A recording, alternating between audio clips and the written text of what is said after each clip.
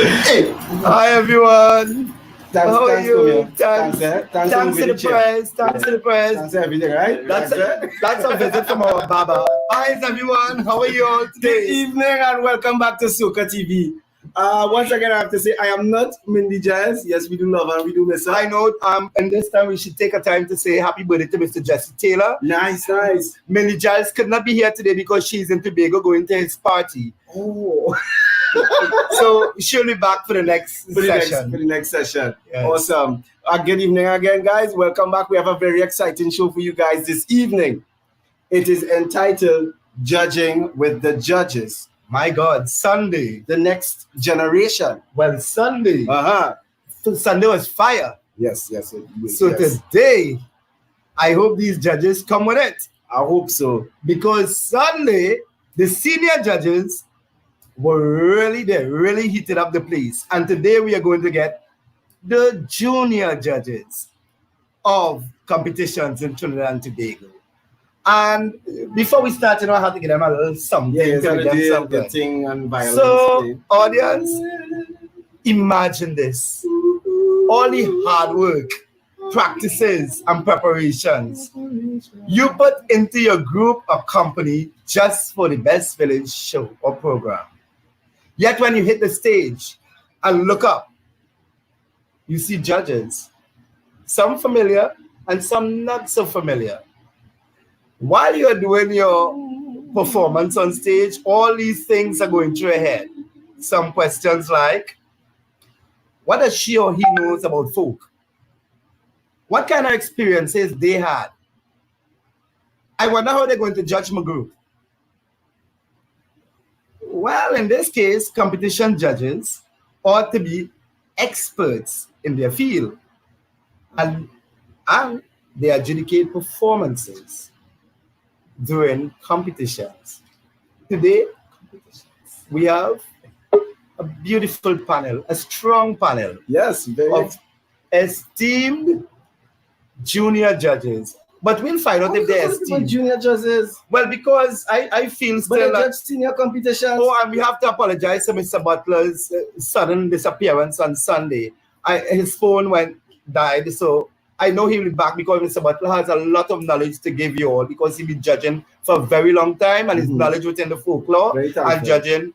So we are thankful to you, Mr. Butler, and we really hope you come back again because you have a lot to share. Yes. Well, agreed. I only say that because after you meet people like Miss Jocelyn Seeley and Butler and Mervyn Allen, those people, Camille Cambridge. Well, Camille will fall in the not so young, not so senior. So Camille is just there. Good. Yeah, but she have things, as it's called. She have things. You have your superior things. Miss Noellen Brown. Oh, Noellen Brown. You be dancing for 40 years and you're judging for 20, girl. You're big. What you talking about? Like what she said. Okay, I wasn't paying attention. But first up, on the panel, you will call her the pride of the South, daughter of famous dancer and famous drummer. Ladies and gentlemen. Drummer? Yes, her father was a big time drummer in California, one of the best drumming groups in Trinidad. Sorry. Lucy had things, you know. All right. Okay. Miss Lucette Regis. Hi, Lucy. Welcome to the show. Hi, good evening, everyone. Nice introduction, Gregor. I don't know what is wrong with Sean. I don't know, Mindy can do this. I tell it all this. I don't know how Mindy does. So Lucette, tell us a little about yourself and let the audience get to know you a little better for those of the audience who don't know you and those who would like to know you better. All right. Well, as Gregor said, I am the daughter of Lucy Regis. I have been performing since the age of 2. That is about 30 plus years. Right. Trained in ballet, folk, modern, contemporary, jazz, classical Indian dance, Kathak preferably.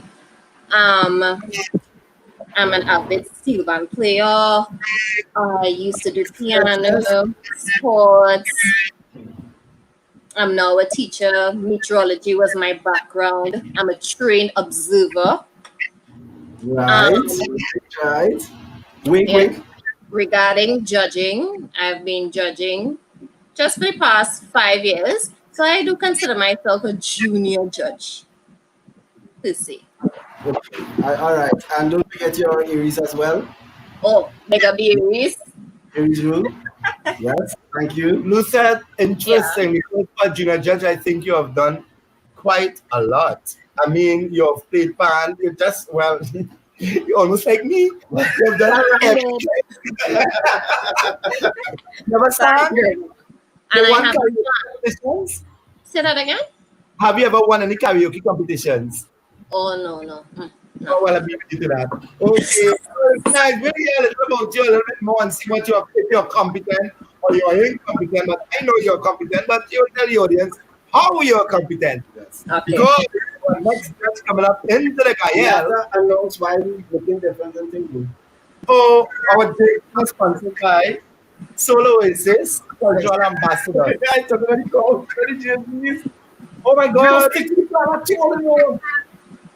Yes, guys, we are relocated from one studio room to a bigger studio room, and we now have a nice little sofa. And you see, we try. Yep, so guys, TV is going places, ladies and gentlemen. Thank you for liking, sharing, and following. Continue to do it so we can get the voice of Trinidad culture out there to the world. Right, now you can go ahead. And my salary is raised. And my pressure. Yes, good. Go ahead, next. Well, you cannot be in a Kayel without fire. Coming up next, the great fire queen Of Trinidad. of Trinidad and Tobago and the region. Yes, yes. Yeah. So, ladies and gentlemen, Miss Patrian Edwards.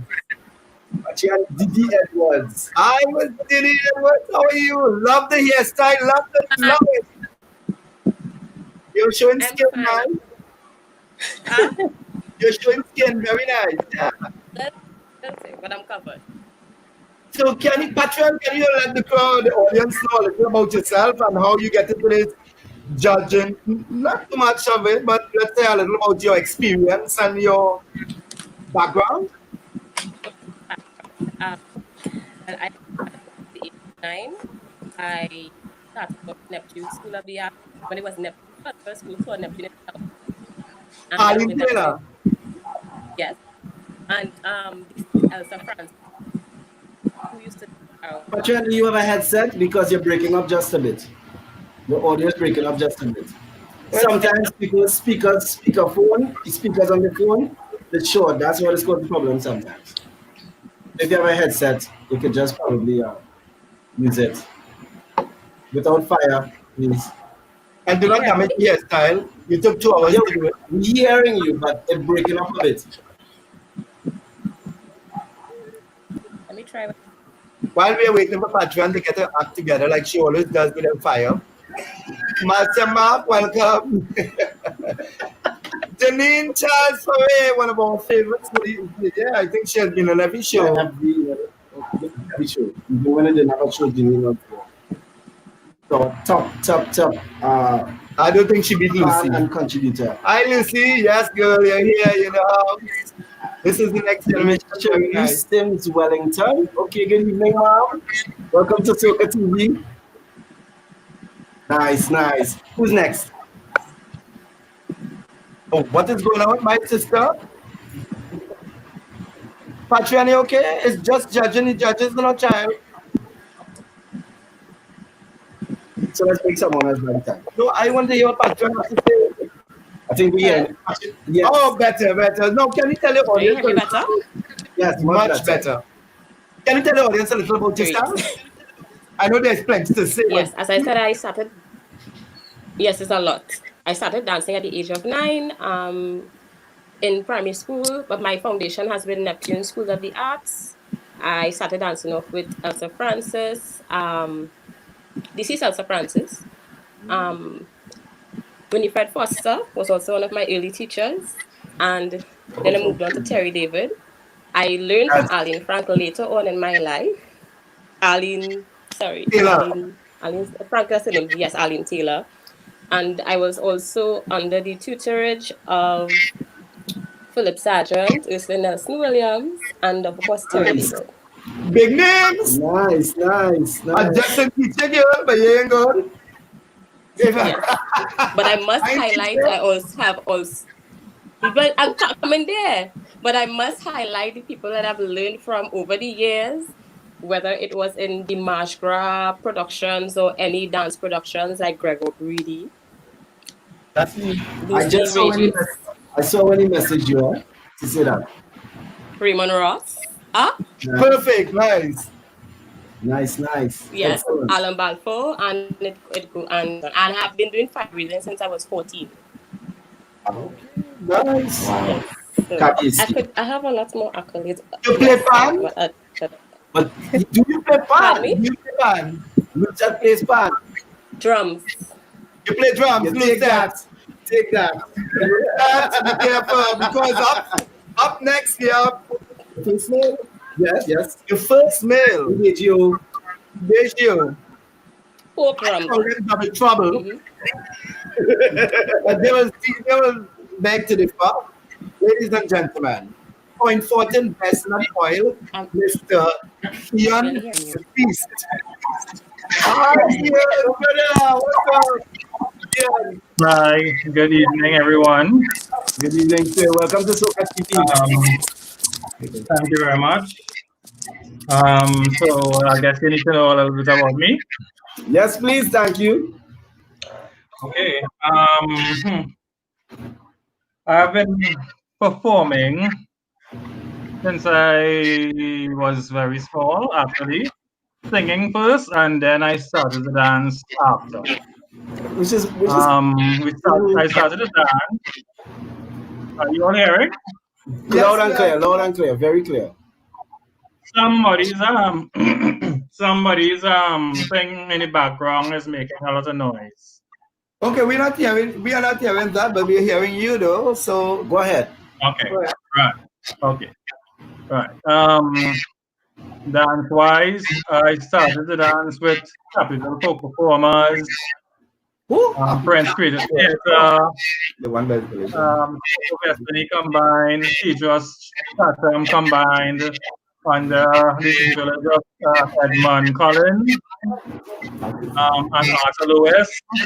Right. Then we moved, myself and my brother, we moved up to Barataria under the tutelage of Gregor Breedy. Oh, God. How much time will you just have a this? well, you must be good. Then I ventured into a lot of other classes with other teachers like Noel Douglas, Carol Ashapel, Philip Sargent, Raymond Ross, Ursula Nelson Williams, who else? There's a lot more, but I can't remember. Alan Balfour, etc. Because you guys have been all over the place. All like, over. and Yeah. forgive me if I didn't hear you mention Jean Agape, but that was in the earlies. Yeah, then I was now about to go there. Yeah. Sorry. You know, I can't remember that noise. Sorry. Go ahead. John Agape under the direction of Lois Lewis, my choir director. So we started singing first there, and then we started to do also choreography there as well. Right. So you sing, you dance, and you choreograph. Yes. You play pan? And no, I don't play pan. You play drums? Sometimes a little bit, not Piano. much. Piano. Yes, I could play by ear. Can you play drums as good as Karen Sargent? No. He is much better than me. I am not ashamed to say that. You're right. But we have a lot of talent on the show. Yes, that's very well And done. this next week, you know. Yes, we finished with me? Oh, I also teach at table and secondary. Oh, you're a teacher big as well. Yes. Yeah. Well, actually, Lucette is a teacher also at Barataria South Secondary. So a lot of teachers, and which is good. Education is coming, the academics is coming in very well with the practical excellent. So, thank you, Mr. Batiste. I can't wait for the next trouble. But this one is definitely no trouble coming up here. She is the unfathomable, the great, the beautiful, the adorable, Miss Danielle Lewis. Good evening, Danielle. Hi, Danielle. You see, I big up yourself. I want to big you up. You look good. Thanks. How are you? Hi, Danielle. Oh, we're not hearing you. Your mic is muted. Your mic. Go Are you ahead. hearing me now? Yes. Yes. Wonderful. Good night, everybody. Thank you so much for that introduction, Gregor. You make me smile and blush. I was like, oh my God. So Gregor makes you smile and blush? Yeah. But I hope you didn't say somebody judging me when I'm dancing on stage. You give me a good score. Is it dance? What are some of your specialties? Tell the public. Right. So I am a performer, actor, really. I'm an actor, and I am also a teacher. I am a lecturer at the University of the West Indies as well. And Right. I love performance. I love the performing arts. I love creating, producing, and so forth. And I recently started judging. Last year, I judged for Best Village, and I thought it was an excellent experience. I had a lot of fun, and I saw a lot of plays, which I love. I love to watch plays, and I was very touched that they asked me to judge, and I learned a lot from just sitting and watching shows and seeing how directors would make choices and looking at the commitment of the cast and all that. So I am here to just, I guess, enjoy this conversation and see how best I could add to what is going on. I want you about this guy, right? Yes, you did. Right. Okay, cool. So, Daniel, so have you judged anything else besides that? Have you judged before? Prior to that, I did a stint at secondary school's drama festival. So I guess in terms of the juniors, I am maybe the baby judge. I'm eager to learn. Secondary school drama festival, you know, say big. Okay, thank you. Yeah, so I'm excited. Okay, well, guys, let's get into it one time. Okay, so let's start. The first thing we're going to discuss. She's probably still doing her hair. Probably, I don't know. Or getting fire already or something. I don't know. Well, Patricia, we don't need fire on the show. Can you please come back on? give me you guys' opinion on this. Judge's decision is final. What do you think about that saying in a full competition? Yes, no, why? Miss Regis? Well, I mean, the saying the judge's decision is final is really when all the marks are accumulated and a final mark is delivered, and whatever that mark is, and whoever got that mark would be the final mark. That is where that line means. I don't think when they say the judge's decision is final, is up to the judge or particular judge. Is an accumulation of all. Okay. Mr. Batiste, you wanna shed some light? As Luther just said, it is an accumulation of all. It cannot be one individual person. I agree as well. The judge's decision is final, but I suppose that's some sort of a tradition. So I suppose. are we speaking plural here, or are we speaking possessive? Even though it just came up like that. For me, as they rightly said, after we've accumulated all the marks and we said this is our marks, then it's final. After you said this is your final, it's like an exam. You write, you edit, you take out, you redo, and then you hand in your paper, and that's. Did you just highlight to the understanding of some of the viewers, cheating? What is that tampering? Why did you deliberate? So, but we'll get there very soon. Stick up in that. He worried about me and his manager. Some viewers, some viewers are just supposed to have their opinion. Yeah, remember, it's a panel of judges. It's not one. Good man. No, Dion, it cannot be on set yet. we have to bring you on. Yeah, you need to come off and we need to bring you on. Bye-bye. I'm sorry. You think this is not Capdeville. I don't know if we need to do this. Sorry. Of course, we have joining us on set another panelist, the other half of the Better Whole, Mr. Dion Batiste. Hello. Hi, Dion. Hi, you, my God, I love your top. Oh, thank you. I'm fine. Thanks for the different hairstyles, guys. It really allows us to differentiate who is who, because for years I've been struggling. For years, I don't know about other people. For years I've been struggling. I just used to say, yeah, you and you. So thank you for that, guys. By now, Sean. Yeah, but no. So, well, Dion, you are on set now. So we asked everybody, because you're one of the younger judges, we asked everybody if they could just give a bio of yourself and what you have done and what shows you have judged, if you could judge them all. Let's say a little about. So besides the dancing aspect and the performing aspect of myself, which I talked about previously in another episode, I just give like the judging aspects. So I've judged for Best Village for like about 3 or 4 years. I've judged for Sunfest as well. And I've judged for different queen shows in Trinidad and outside of Trinidad. Awesome. You're big. You ever play pan? No, I don't like pan. Drums. No, once I started playing, I dance, so I don't play the drums. You won any karaoke competitions? No, I've never entered that. Oh, well, me, Lucette, and Patreon just did more than you. That's okay. No, that's not. You're judging. Next thing you judge in a karaoke competition, I come 7th. Oh my God. You know. I could judge a karaoke. Competition. Nice. We're going there then. We're going there. So, just quickly before we move on, judge's decision is final. How do you feel about that statement?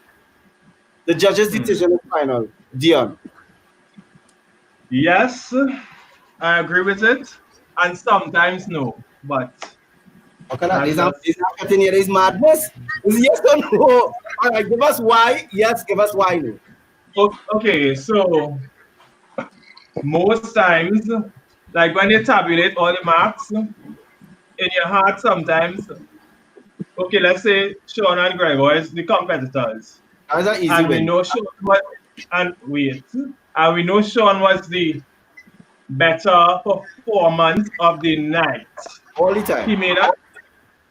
He may not have been the better dancer throughout, but he was the better performer on the night. Right. Some people, like when they tabulate all the scores, in my mind, I would say, okay, Sean won.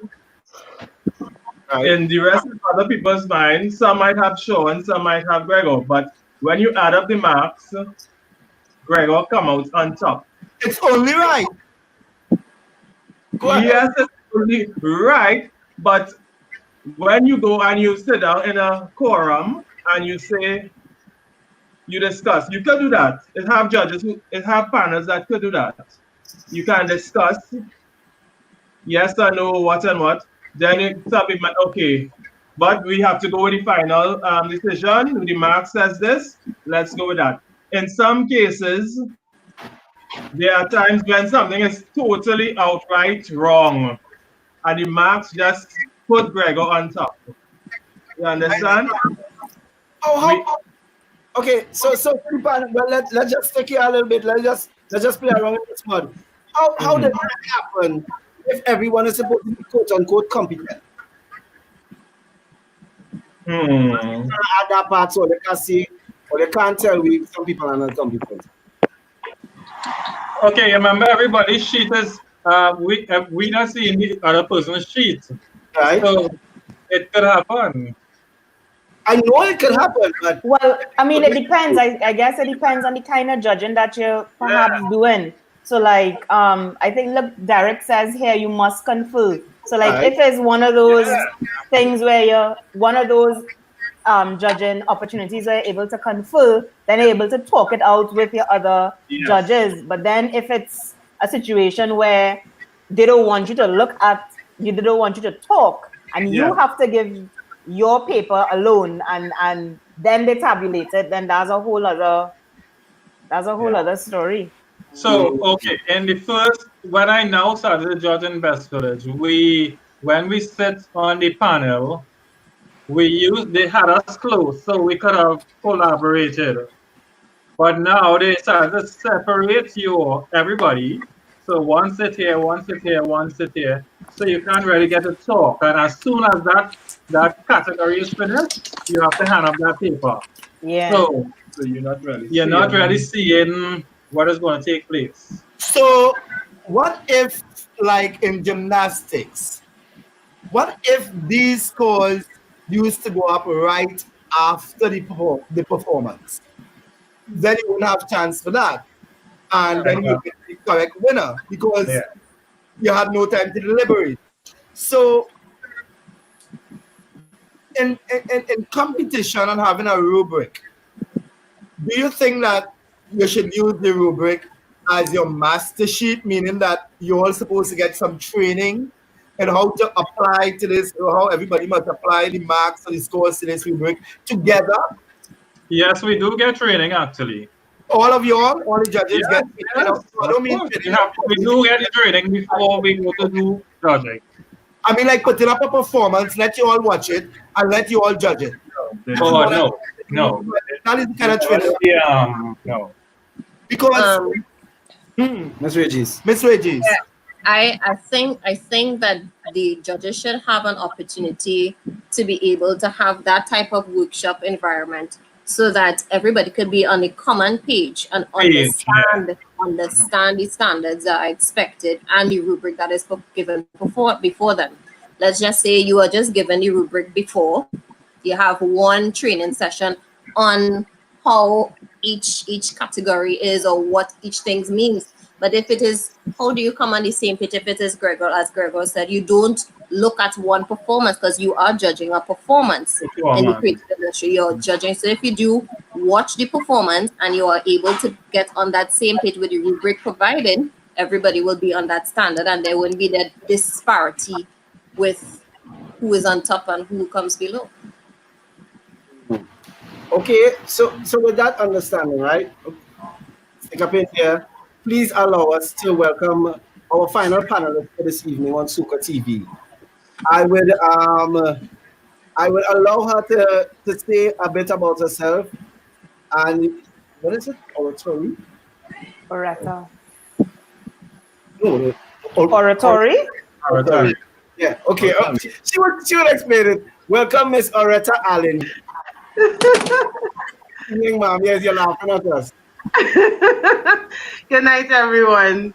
So my name is Oretta Allen Graham. I am a practitioner of drama, theater, poet, entrepreneur, teacher, and many other hats. I've been judging with Best Village since 2010. Been missed couple years, but I'm back since recently. So that's a bit about me. Thank you. I'm Guyanese living in Trinidad. Thank you for being here and welcome to Suka TV. so do you play pan? Thank you for having me. Pardon? Do you play pan?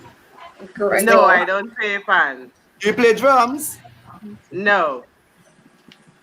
I'm on the literary side, so I'm more poem, short story, stuff like that. Have you ever written a story before? Yes, I did. And Prince Glenn came 11th with it in Best Village. 11th. No, I don't.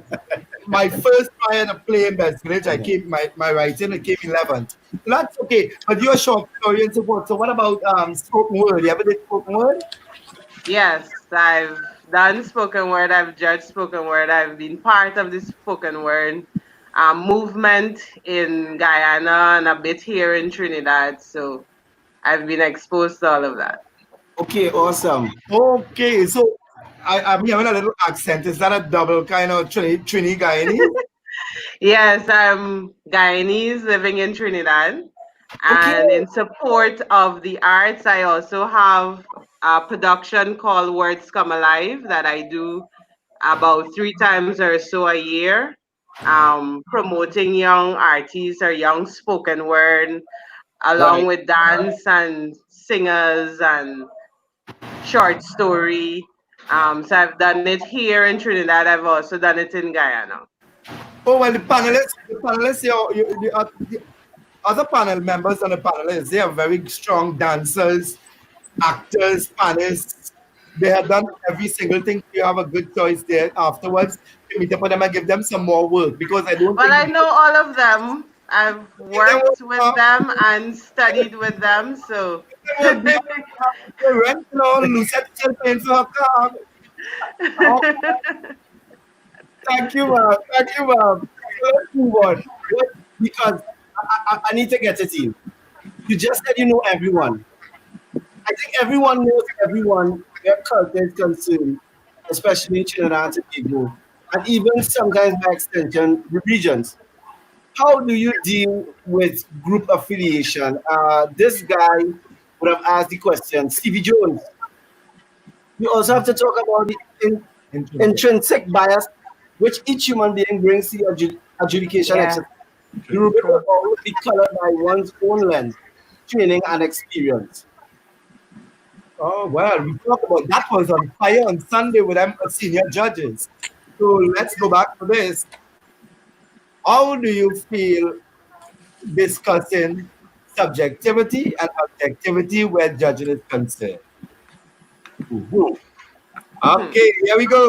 Miss, let's go with Miss Lewis. Oretta.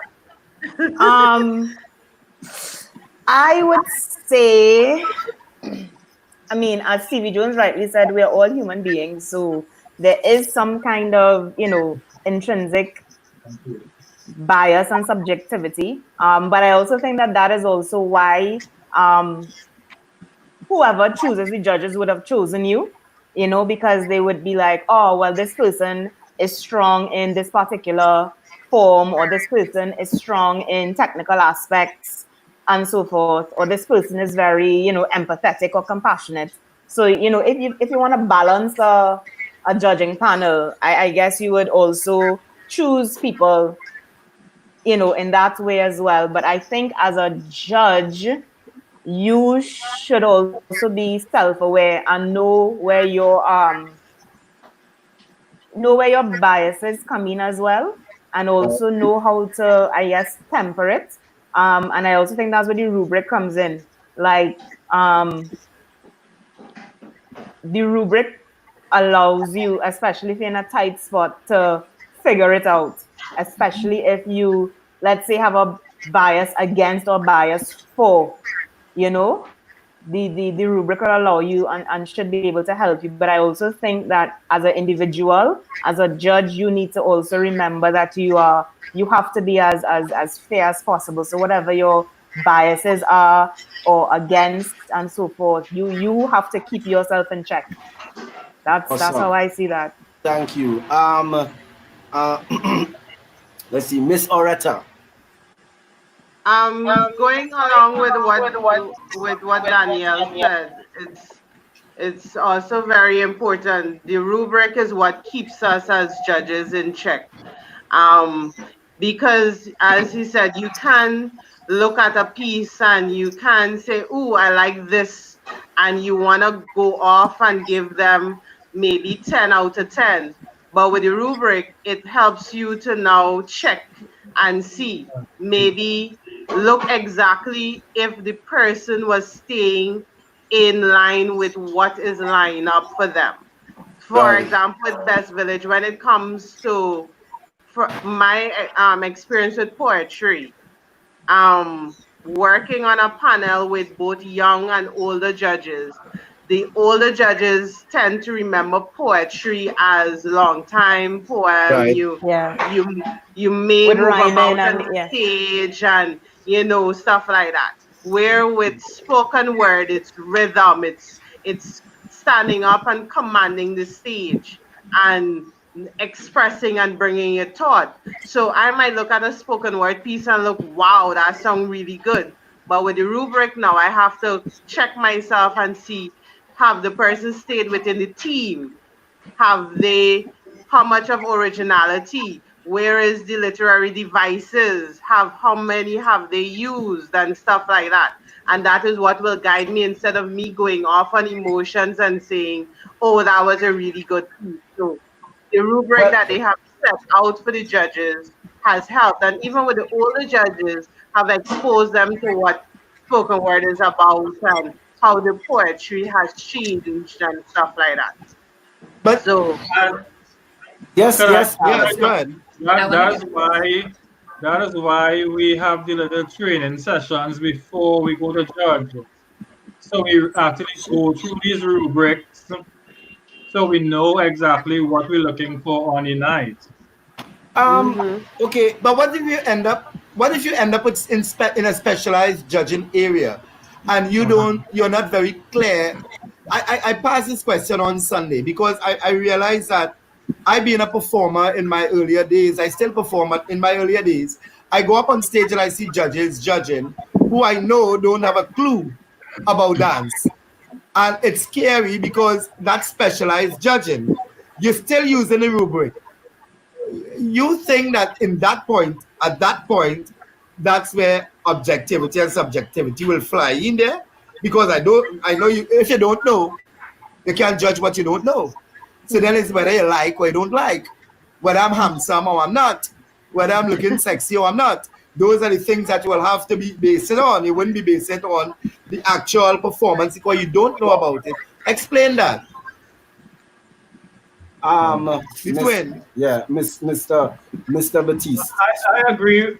I agree with what Gregor is saying there, because at times, okay, let's say they put somebody to judge, like he was saying the other night, an East Indian dance, and the person, that person don't know anything. They can't say from what is Kathak, from what is Kuchipudi, from what is Bharatanatyam. And these East Indian dances come on in that category. And this person loaded up maths. And like if I'm sitting down and I glance across and I say, what? That's all I could do. That's all I could do. So, Mr. Regis.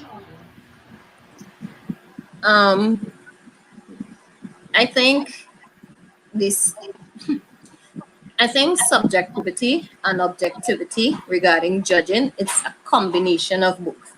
Yes, you may say that because you have a rubric, it's a safe zone and you have guidelines to follow, but your interpretation and your opinion comes into play at that point in time. And in order really and truly to have the opinions and the interpretations, you need to be competent in whatever field it is, or whatever specialized field it is, in order to have those opinions and those interpretations. So it is not as I like this or I like that. The satin costumes look better than the cotton. It's not about that. So I really think that the competency plays in part in the subjective, because the objectives, you really have guidelines to follow. You have the guide. But then with that question about specialized judging, whoever is choosing the panel of judging has to choose your panel like correct, because I know I would feel a type of way if somebody asked me to judge a dancing competition. I mean, I've danced, but I would feel very, very awkward. And then I would also now want to know, okay, what is the quality of this competition that I'm going into, that the organizer could be like, oh, well, you know theater? Oh, yeah, you could do East Indian dance, judge that now. Exactly. Like, so you have to also have is respect. So if you are an organizer of a festival or something, you need to have respect for the art forms to decide, look, I need persons who are competent in this particular art form to judge or adjudicate this particular art form. you know? But Thank even you. if And the then it judge, is on the judges, is on the judge if the too judge to say, yeah, I No. cannot say, judge this. Yes, I yes, So yeah, if agreed. Wasn't having I this mean, conversation couple just earlier. times already, I know couple times yeah, already, you might be short of a judge or, you know, a judge running late and they might say, could you fall in or could you judge? And I have personally said, no, I am not going to sit down next to Dion them and judge. And judge Because I them. know nothing about that. Okay, so let me If ask a you question give then. me, Sorry, I have two questions. One, how do you deal with yourself being a competent judge sitting next to an incompetent judge? And how do you deal with you being an incompetent judge sitting next to a competent judge? well, Make for sure one, you're I will competent. never sit We'll down. take our time. Don't rush it, don't rush it, man. Now we Make have sure to you are not think the now because incompetent I will one. come in there if you answer wrongly. So think. Miss Lucette, I know you're quick on the draw. Let's hear you. I can't answer for the latter because I don't think I'm an incompetent judge sitting next to a competent. But if I was sitting next to an incompetent judge, there's nothing that you could really do. You then hire the crazy. person. Honest, what can you do? Well, I sit that Yeah, I sat next to an incompetent judge already.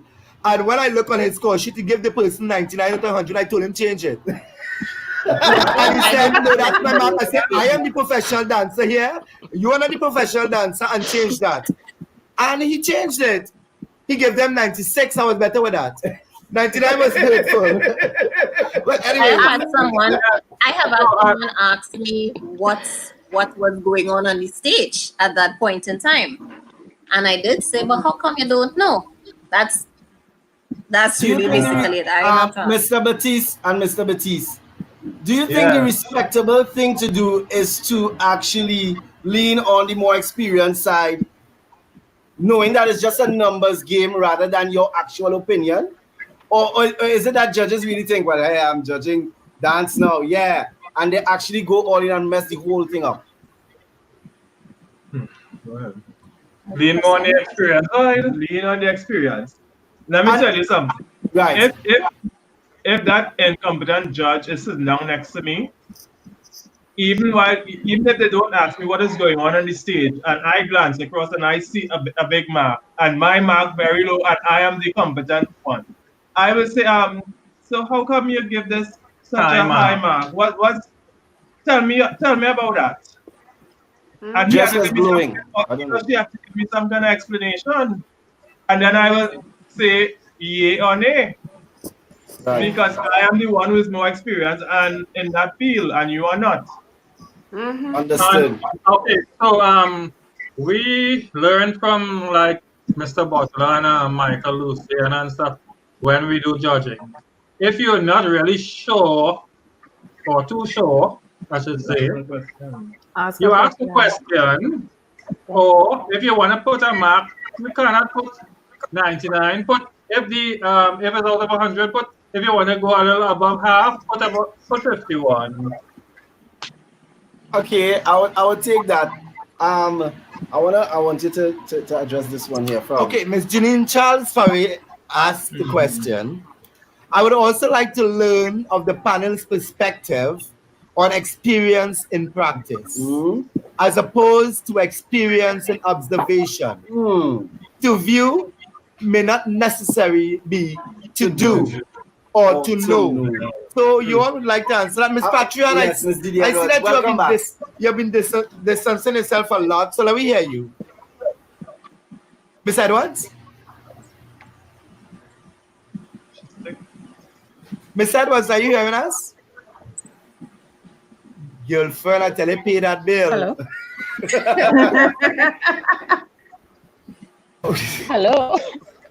Yes, we hear Oh, you. God, she going again. Miss Regis, go ahead.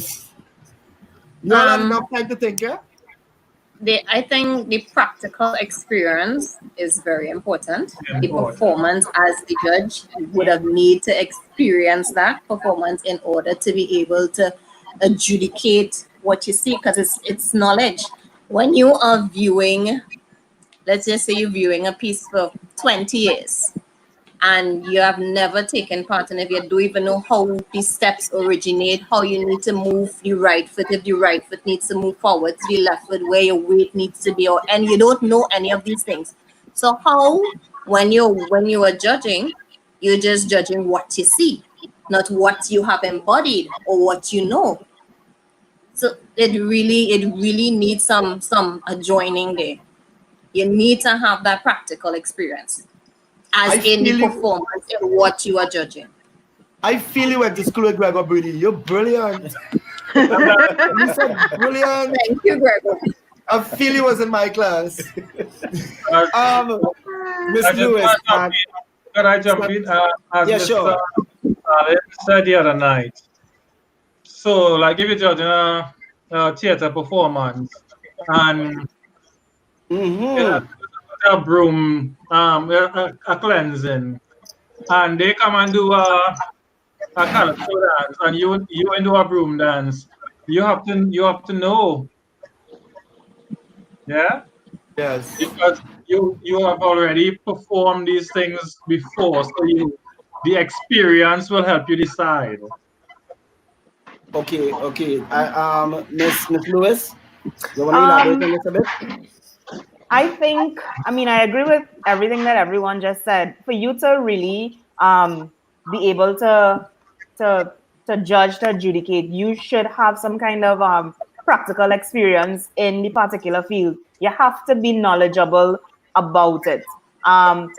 It may not be that you're on a stage every 6 months, but you need to know and have that body experience inside of you, whether it is writing or directing or acting and whatnot. So you know when you look at a piece, what it is you are looking at. Okay, you know? Okay. I think that is very, very important. Let me be devil's advocate here. Thank you, Ms. Lewis. Let me be devil's advocate here now. Does it mean that the practitioners can be judges automatically? No. Anybody? No. I would say you no. have to go to some level of experience and some level of training. So they go hand in hand. Yes. Yes. So judging, I just want all of you to do this when I'm finished as well. Yeah, just like just now, right? So judging is also an art that needs to be practiced, trained, and learned. Yes. So even though you may have with the camera, right? It is not a matter of whether you are involved and for how long. No. Judging is also an art form. It is also something you need to practice. You need to train to actually execute at its highest or at your best. But I really feel that most people have changed that attitude of the art form of judging into the beautification of judging. Meaning they love to wear the weave and the lovely eye makeup and the lovely clothes and sit down on a panel with esteemed people. And when they walk in, they call your name and they stand up and they stand right like a Miss Universe contestant. And everybody know you and everybody recognize you as a judge, as the judge. They want to know where you want to drink. Yeah. As a judge. You know, and I think that a lot of people move away from the real reason of the judge. A judge is supposed to develop, empower, and also educate the performers. A judge is not supposed to go up there and say, I am a judge. I am Pontius Pilate. I am going to say something and wash my hands. That is not a judge. So I think most of the time, whereas you as a judge, looking at a show, just see it as an ordinary show. The performers who have trained for that show don't see it as that. They see it as the Olympic final. And you have to do, when you're judging these shows, you have to think the same way that this is not just a little show. I don't care if it's some little queen show in a community center. You have, because this is somebody's lives you're changing. These are people's lives. Exactly. So with all that in mind, I'll give you all a little bit of help here. Continue. Thank you. No, I just but want to what shout you're out. saying is Yes. true. Judging is like a profession. You have to be serious. You have to have the experience. You have to have the knowledge. You have to think about how the performer is feeling. You have to think about what they may have gone through just before they get on stage. And why is it that they may be nervous? Why is it a singer that you may have seen last year come on stage this year and not performing? These are different things you have to put into play with your judging. Judging have to be serious. You can't be walking in 10 minutes before the performance to be a judge, because you have to be there to actually like take in the environment. You're not being biased, but you're taking in the environment, you're taking in the Right. crowd, you're taking in So you're the assessing people, everything. you're taking assessing in everything. your fellow judges. You can't be on a panel and not talk to your fellow judges or not know them and stuff like that. So I think for me personally, anything you're doing, you must have that passion about doing it. What As do you said, say? it's not just coming up and judge. And I don't know about the beautification of judges, but I mean, you're not just coming up, as you said, and just put numbers on a paper. It is Okay. very serious. Thank you, For me, thank you, Miss. passionate. Thank you, Miss Allen Graham. I just want to share a little bit of our experience in Barbados for the NIFCA competition. From at least 2 weeks before, you have to submit a synopsis of your work, and the judges judge your synopsis according to its correctiveness, information, and everything. And if it is incorrect, they send you back to do it before you could even hit the stage.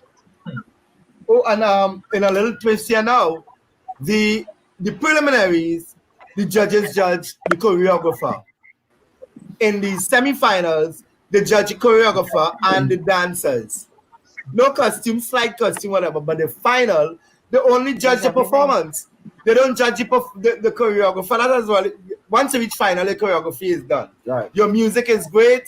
Your acting is great. Once you reach final, it's great. They're not judging your work anymore from the But you can't literary change it, content. right? You cannot change it, no. Right. So it gets better. So and the panel always the same. Right. And I think that lends to you knowing that choreography is up to mark, execution and everything up to mark. Then they can afford to intake the performance, because you have already eradicated everything else and you know this is the cream of the crop. So that is something I think we could look at their format over there. It is very, very intricate, Pristine. detailed.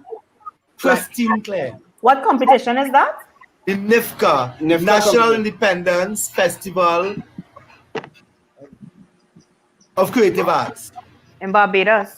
Barbados. Yeah. And one thing again about Barbados, if you're not good, they don't give you gold. Nobody wins, you know. Really? No, they don't care. I have a problem with that. The judges they need to answer this. Do you think that you need to put somebody first? I mean, No, you don't.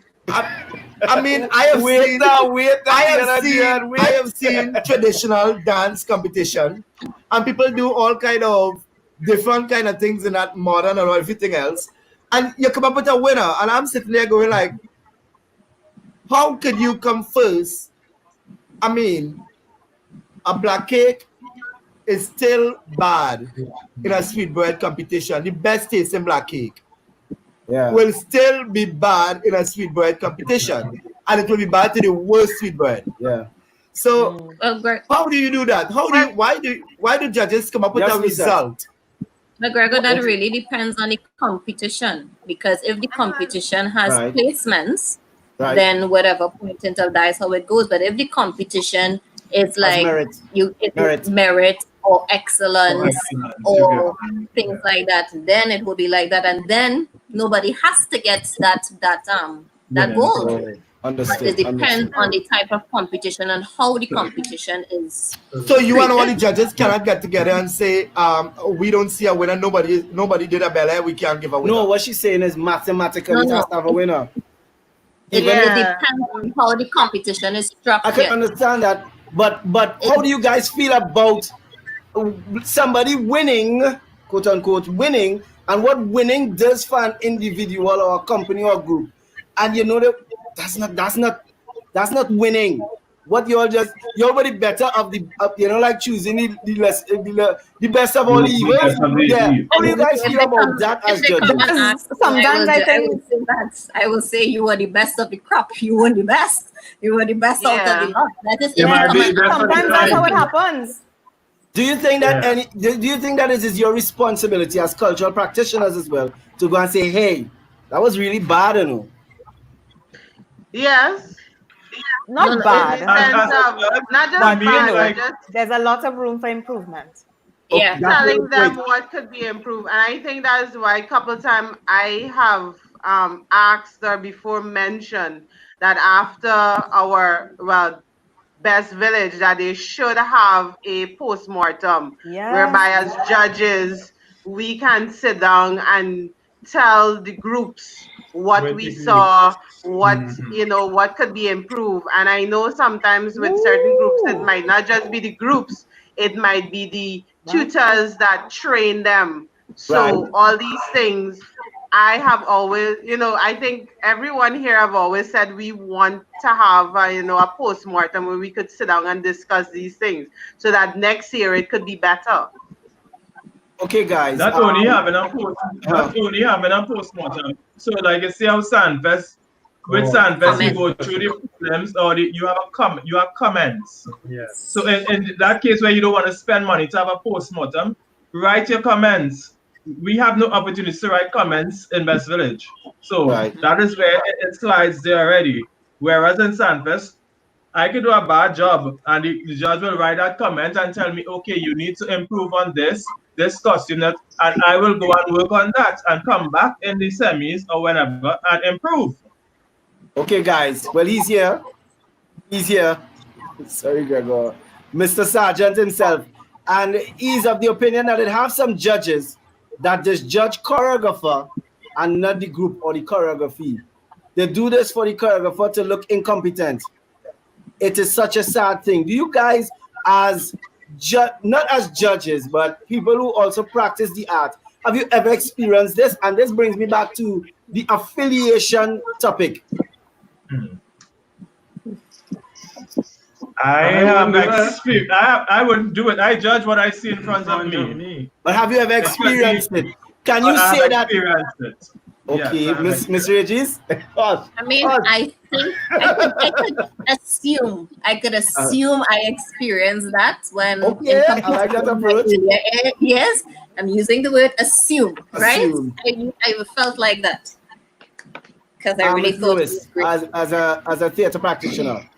I have not experienced that, and I suspect it's because I'm not as experienced as the other judges. And I think that, if I was to go on, I would see some of these things and be very confused. No, I'm speaking about you as you're presenting a production to another judge. And somebody's like, I don't like Miss Lewis, she's the CFA and I am. I would know. Oh, because you're well loved. you bring mangoes for the judges and can you do something for them? Yeah, you do have that issue. That's fine. Miss Oretta. I'll go like what Miss Regis said. I think I would assume that it has happened. I mean, in my early years in Trinidad, when I first came, my accent, doing poems and being in what would have been the popular forums at that time, I would feel personally that my piece is really good and stuff like that. And then you go on stage or you come off and, people, it didn't come across the way to them or the way you expect it to be. And then when you explain it or stuff, they would be like, oh, I didn't get it. Maybe it was your accent. I didn't understand it too well. Or you didn't use what we are accustomed to. And I think for me, a lot of times where it comes across with poetry and spoken word and stuff like that, because, let me just say I speak about spoken word because that's what I am. Okay, thank you. Because the popular people have a certain rhythm and a certain way of speaking, you expect that everyone who's doing spoken word should sound the same like and do the same rhythm and everything, that is not practical. So you find that some people may have really good spoken word pieces, but because it didn't sound like a certain people or because it didn't come from a certain group, it I know a wasn't young man. well. A young man who he's a fan of yours. His name is Kenton Laudat. He would have always expressed that he never wants to have to sound like, and I can tell you personally, I tell him, I don't like how you're sounding, you're not sounding like, and for better and because that's what I'm going to accustom to. So that definitely means I can't judge spoken word. Definitely. No, you can't judge spoken word. Hello, I'm a literary student. What's the point? I could judge spoken word. You ever do spoken word before? Of course. When? 2008. Give us part. No, you're mad? You want them to hire me? She looking for spoken word artists next time. Do something else. But you know that question, and I like what you said, Miss Oretta, because if it's any choreographer in the world, in the whole world, who have been subject to that kind of thing, it's me. You. I'll tell you why.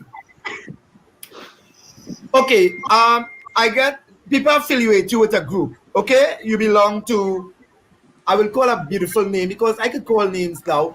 I belong to Malik and I am doing Malik choreography. For years, I wouldn't win anything. All the judges come to Malik. As soon as they see Malik, they put my name next to Malik. Then after I get a little job up in South and I go and teach San Fernando cultural ambassadors. And nobody knows Gregor Brady is teaching there. And I tell the children not to tell nobody I'm teaching there. And they go up and they perform. You know, they win.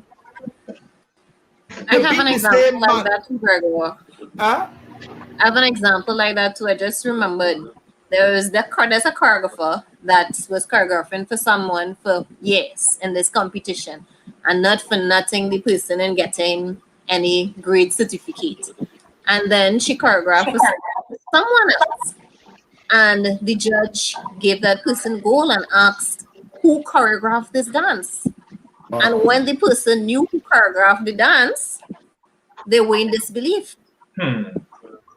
Yeah, they do things like that. And I also go with drama and it also go with everything else. When you come up on, and I believe that judges, honestly, subjectivity will come in.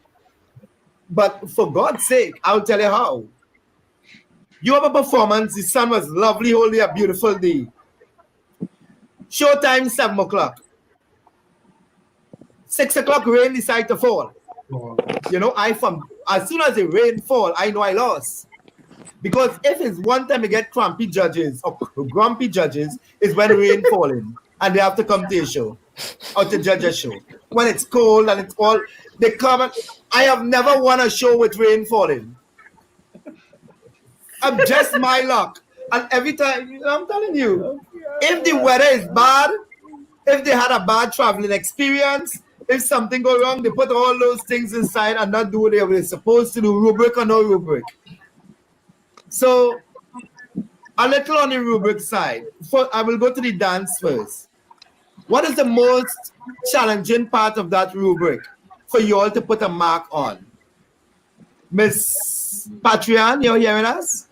Yes, I'm hearing you. Oh, thank God. Ashi, I was not very sure, and I sing the whole Andel's shoes.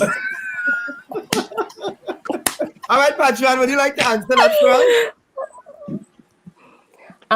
For me, personally, it's originality. Because a lot of the choreographers, they would come with something and say that's original. And me being experienced in dance, I'll be like, I've seen that somewhere already. So what do you do what point, if it's out of 20, what mark would you give them there if you felt that it has been, what's the word? But in a folk competition, how would you? Oh, I've seen it done before. You know what happened? People take people dances, some 19, whatever, put it on the stage. Mm-hmm. People take people's choreography. And they put it on the stage, and you would know. Blatant. Yeah. let me go back to the past. I tell a group in Best Village who came with a whole dance one of those African countries and win best choreographer for years. I ain't calling no name, but it was a popular African dance and they won it for years. Now, who do you pay? Who do you put on as choreographer if you take a next dance in another country and bring it on the stage, just the same costume, the same way the dance is choreographed, and you put it on the stage? And they call itself choreographed by. So you feel its originality. What point you will give them, Patreon, out of 20? Patreon? Yes, I'm hearing you. What score you will score them out of 20? Out of 20? For originality, out of 20. I would give it to be, I'm not being harsh or being anything, but I would give it between a 5 and a 10, and it's based on if the information was plagiarized 100%. What it's based on they took the idea, they took the concept, and let's say they tried to show another perspective of it. Because when it comes to folk, there are certain folk dances, there is so much movement per folk dance, right? So things tend to look, it tends to be the same. Yeah? But if you take a choreographer who has a step on the 8 count, is 2-4-8, and you regurgitate 2-4-8. Hello? Yeah, we're hearing you. We just paid your bill, so we're hearing you. Yeah, and you regurgitate 2-4-8 with a different music in a different category. For me, it's not originality. Even if you come back, let's say another group comes out, and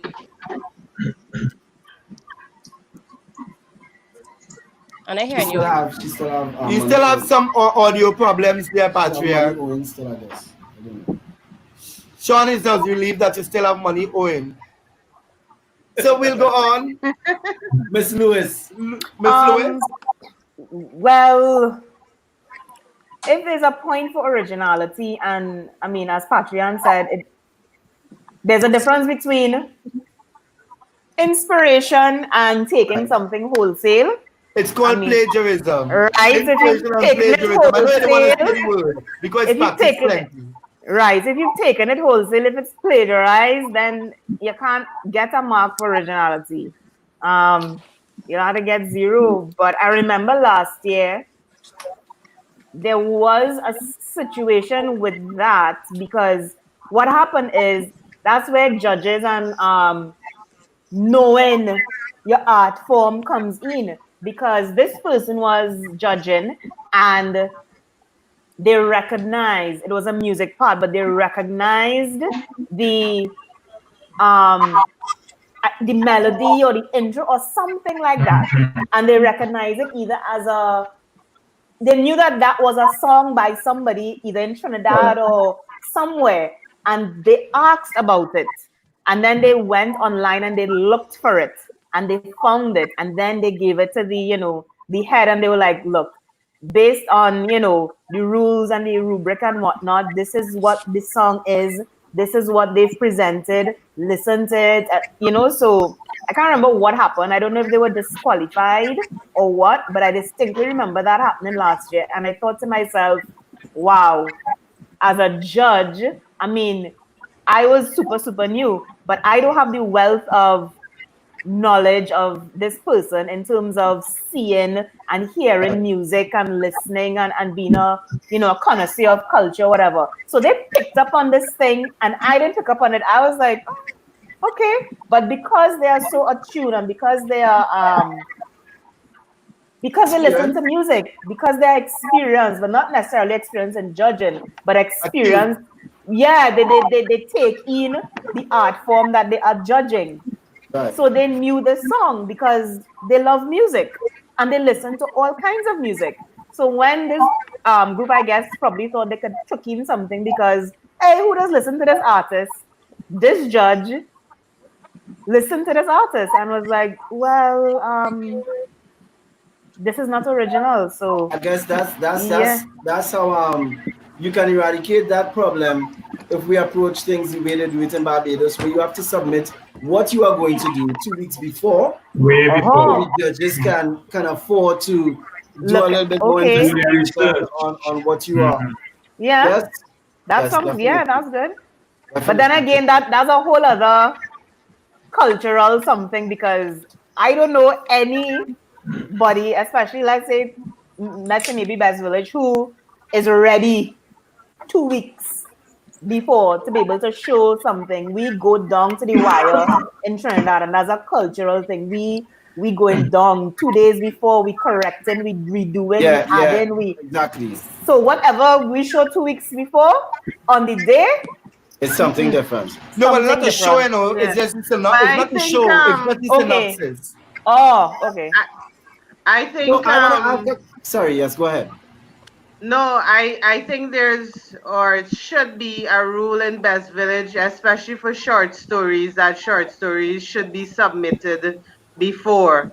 I know a couple of times when we judge, we had the short stories to read before, and then we looked at what they said on stage. It's not something I think they enforce, right? But I know a couple of years, I think even last year, we had some short stories from some groups that we could have read before they perform. But as it says, it should be something that should be enforced. So even if they change the way in which they perform it, at least we know what the story is about and what they're planning to say and stuff like that. Okay. So before we continue, I'd just like to tell the viewers, please send your questions via WhatsApp, a voice note, to 319-8100. That's 319-8100. Try not to make it too long. If you have a specific question, because we can't address all the questions because there's a lot of comments, send it via WhatsApp, and we will actually play it live for the judges to respond to you. Dion, you want to continue? Okay, I'm seeing Karen saying originality versus authenticity. Yeah, please. I'm gonna jump there right away. Originality. Okay, if we did with originality, I would do like there are categories for that. Okay. Even if you're going with the traditional, your work have to be authentic. You can be original in your choreography, but your steps have to be authentic. Understand? So even if like how Gregor just said about that same African, if you take that African dance and you want to take the same steps, it's authentic, but change it around. Do your own choreography with it. Make it yours. Then it will be original. Right. Fair enough. Okay. But yeah, that's it basically. But I want to say one thing. This whole thing stems. Yes, sometimes they want to put the blame on the judges. And this was said the other night. But I think sometimes you have to blame the choreographers because they have to do their research. They have to learn. Everybody's given rules. And if you stick to the rules, if you read the rules and stick to the rules for your set category, you can come out victorious. Okay, thank you. Lucette, you want to touch on that, or you want us to go straight to voice notes because they're coming in heavy already? You could go straight to voice notes. I agree with what Dion just said just now. I believe those are two different things. Okay, so we have one from Ms. Janine. Good evening to the panel. My question is, what has been your experience with interacting with contestants before the competition? I know at music festival it is frowned upon. I'm not sure what your experience has been in West Village or other competitions. Thank you. You all heard it? Yeah. Miss Oretta. Meeting the competitors before competition. What has been your experience? Well, I think with Best Village and stuff, I have never really met the competitors before the competition. You know, I think with when for Best Village, once you reach, they have a judging room and a judging center, and you go there. But if you're talking about that, you may know the groups beforehand, or you may have worked with them some way before, because Trinidad, we're small, so we have all worked with each other some way or the other. Then yeah, we've known each other. But I know for me, once you're a judge and you go and you head on the stage, I'm not judging you as a friend. I'm judging you as a participant of the competition. I'm not judging you because I know the group, or the group I've worked with the group before, but I'm judging you according to the rubric and what you're supposed to do on stage. And that is what I will be looking at. Thank you. No, Ron Guti, Prince Galan member, long standing. Welcome to Soca TV. No, it's not specific to dance. It's specific to the approach of judging to anything. Even if you ask them how they would judge drumology, fine. Send your voice notes, ask the questions, right? On that note, the drumology. Before you think, I think Yes. you may not. Of course, you should not meet anybody before, as she said, when that is on the day of when you get to there, etc. The case. But you're supposed, as a judge, you're supposed to have some sort of professionalism within yourself and some sort of ethics and caring about yourself. Know that you are going to judge this competition, and you're not going to meet with these people so that when on the day or thereafter they could say that you were cahoots with the people who are the winners. But of course, like you said, Trinidad is a small place, and you may know many of the performers.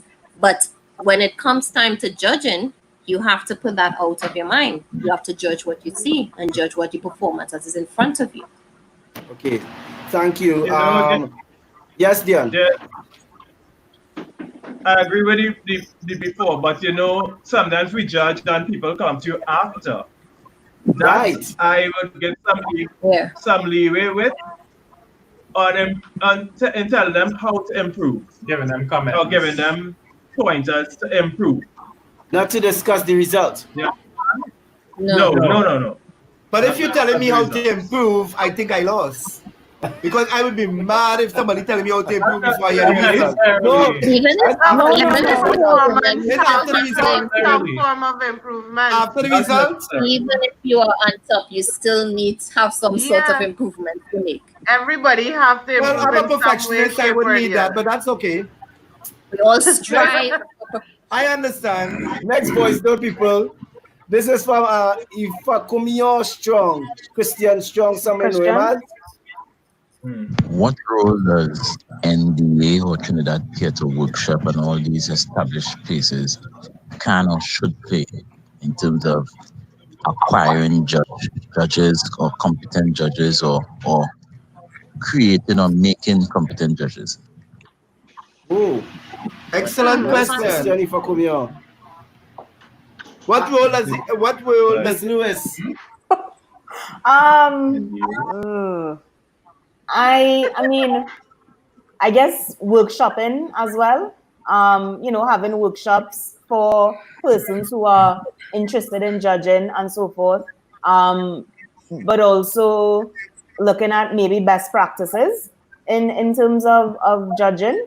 That could be a role that, some of the different associations could do. I don't know if I really understand the question, though. You answered as well. How could it impact? Should they be in charge? Whatever, anything. What role will they play in the selection of competent judges for the competition? Because in that part... Go ahead. Yeah. I feel, okay, so like for Best Village, if they want or if they choose to, they could collaborate with probably NDA or National Drama Association to get judges if need be. Trained judges. Okay. Well, I agree with that, but like what the person is saying, if we have cultural groups or national groups, they should train persons. You should have people who are willing to be judges. Just like as you said, it should be a profession. Do you want to be a judge? you have training sessions, you have workshops, you have certification, whatever you want to do with it, so that when Best Village or Sunfest or a school or anybody want judges, they should have a name, a log, whatever, a body of judges that people can select That's who is already there. Yeah. available to go and judge. Because the problem we have with judges sometimes is the availability of people to judge. So people might say, I don't want to see Dion and I don't want to see Oretta and I don't want to see this body for Best Village next year. I want new judges. But if Best Village, like what they're doing, put out for people to come and judge, then nobody turns up to judge. So it ends up going back to us who have been judging for years. And then I don't know Dion's experience, but I mean we had some new judges last year, and as you said, some of them did not see the importance or how the judging should be. So it fall back on the people you've been seeing for years, because we have made ourselves available and we have trained, we have gained the experience.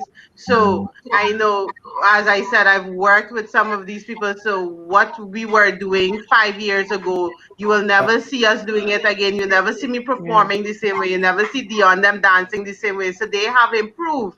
They have added the traditional with the modern. So if you bring anything to us or you put anything on the stage, we know how to judge. So as you said, if they want to have the training, have a body of judges, but it should be an ongoing process and it should be availability. So it's like the Justice League of judges, or you all are like the Teen Titans. Sadly, because I have gone to like things like Ministry of Culture or Ministry of Finance, who may have their Calypso competitions, and we end up butting up together because these are the people who make themselves available to judge. So I glad you brought up that point, and because I spoke to many people before, and I said, if there is a good financial reward or package available to judges, you really feel, Miss Oretta, that you will say no if you know that you have to judge over a 6-week period and you'll be getting $20,000 as a judge? Therefore, you will have to also be contracted.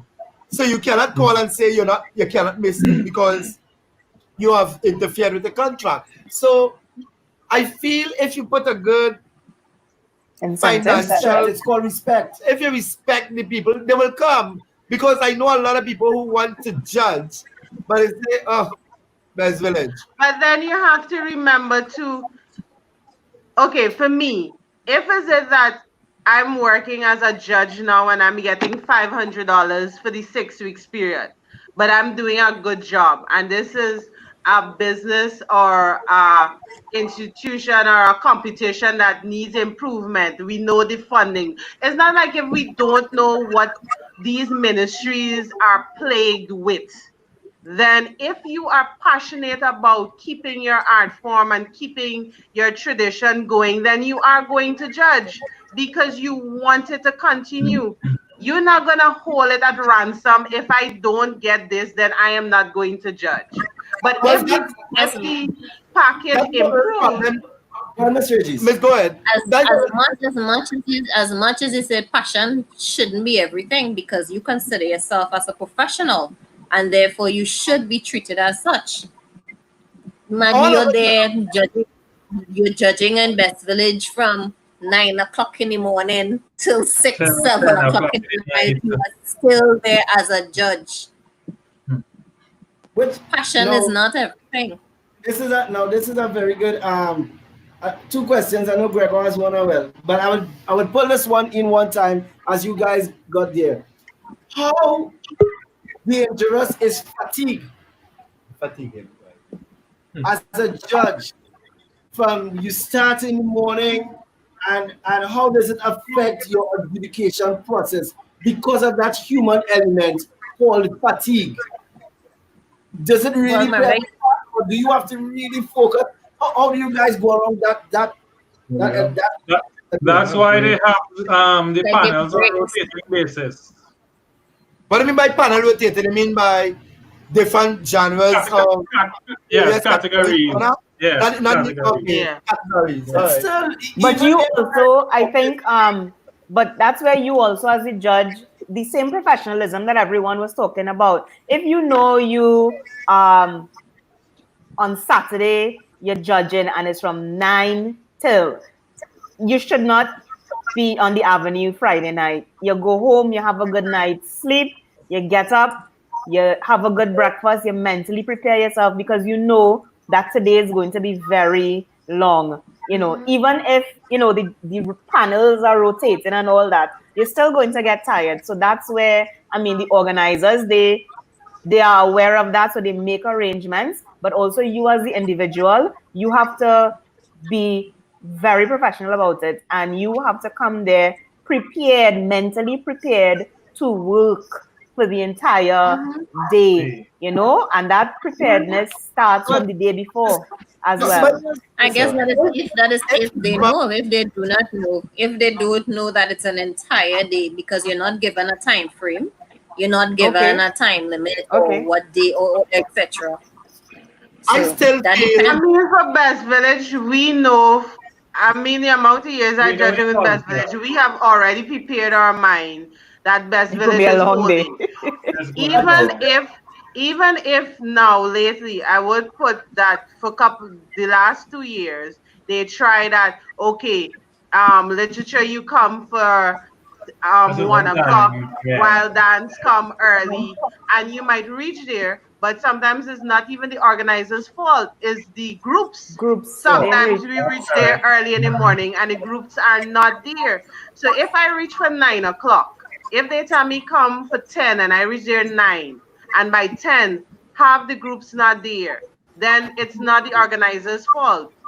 So you already have a preparation in your mind that you may have to stay a longer time because we don't want to disqualify groups. You know, Miss Loretta, just that is an administration thing. If it is all of you, most of you all on the panel are teachers. You know, if this was happening in the teaching service, half of you all calling tutor in the morning. That's what I'm saying. And all of you all will be marching in the street with placard. I still believe, I really believe that if the financial reward is greater, then the judges will be more accountable for everything that's there. Because if I am working if I am working a whole day, 8 hours, so $500, I will treat it exactly like a little show in a community center, tea party, and not as a competition where you will be empowering lives and developing communities and those things. So I really feel a little more respect needs to go into the judging, and then you will see more qualified and the lovely word that we can use on Sunday. Competent people coming forward. Now you all are the future. You all are the future of judging. So that's why I'm asking these questions, because. But they didn't answer my question. What have you all answered my question? What was the question? Your judging. Does it affect your judging? No, but it's, as they said, they stagger it. They give you breaks. It's not like you're judging for the entire period. So you don't think that understanding how the human body works, regardless, even if you're prepared, people prepare to run and play football games, people prepare to run for the Olympics, people prepare. But because of how the body operates, don't you think that because fatigue affects your mental capability, that it actually affects the scoring? Like, for example, if all day I seen something boring,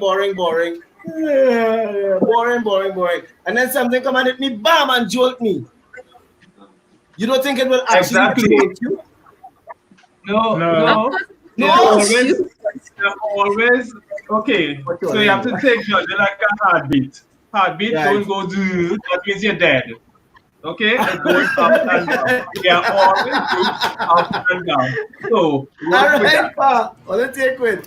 Take with. Okay, well, I have a voice note, yeah? Mr. Guti says, Ron, that is one of. Well, okay. It's a voice note. We have a lot of questions. Voice. What do you have to say? Blessings to the panel, Sean. Well done again. Very, very interesting topic. And I'm glad I'm not on dance. Yeah. Well, I be that.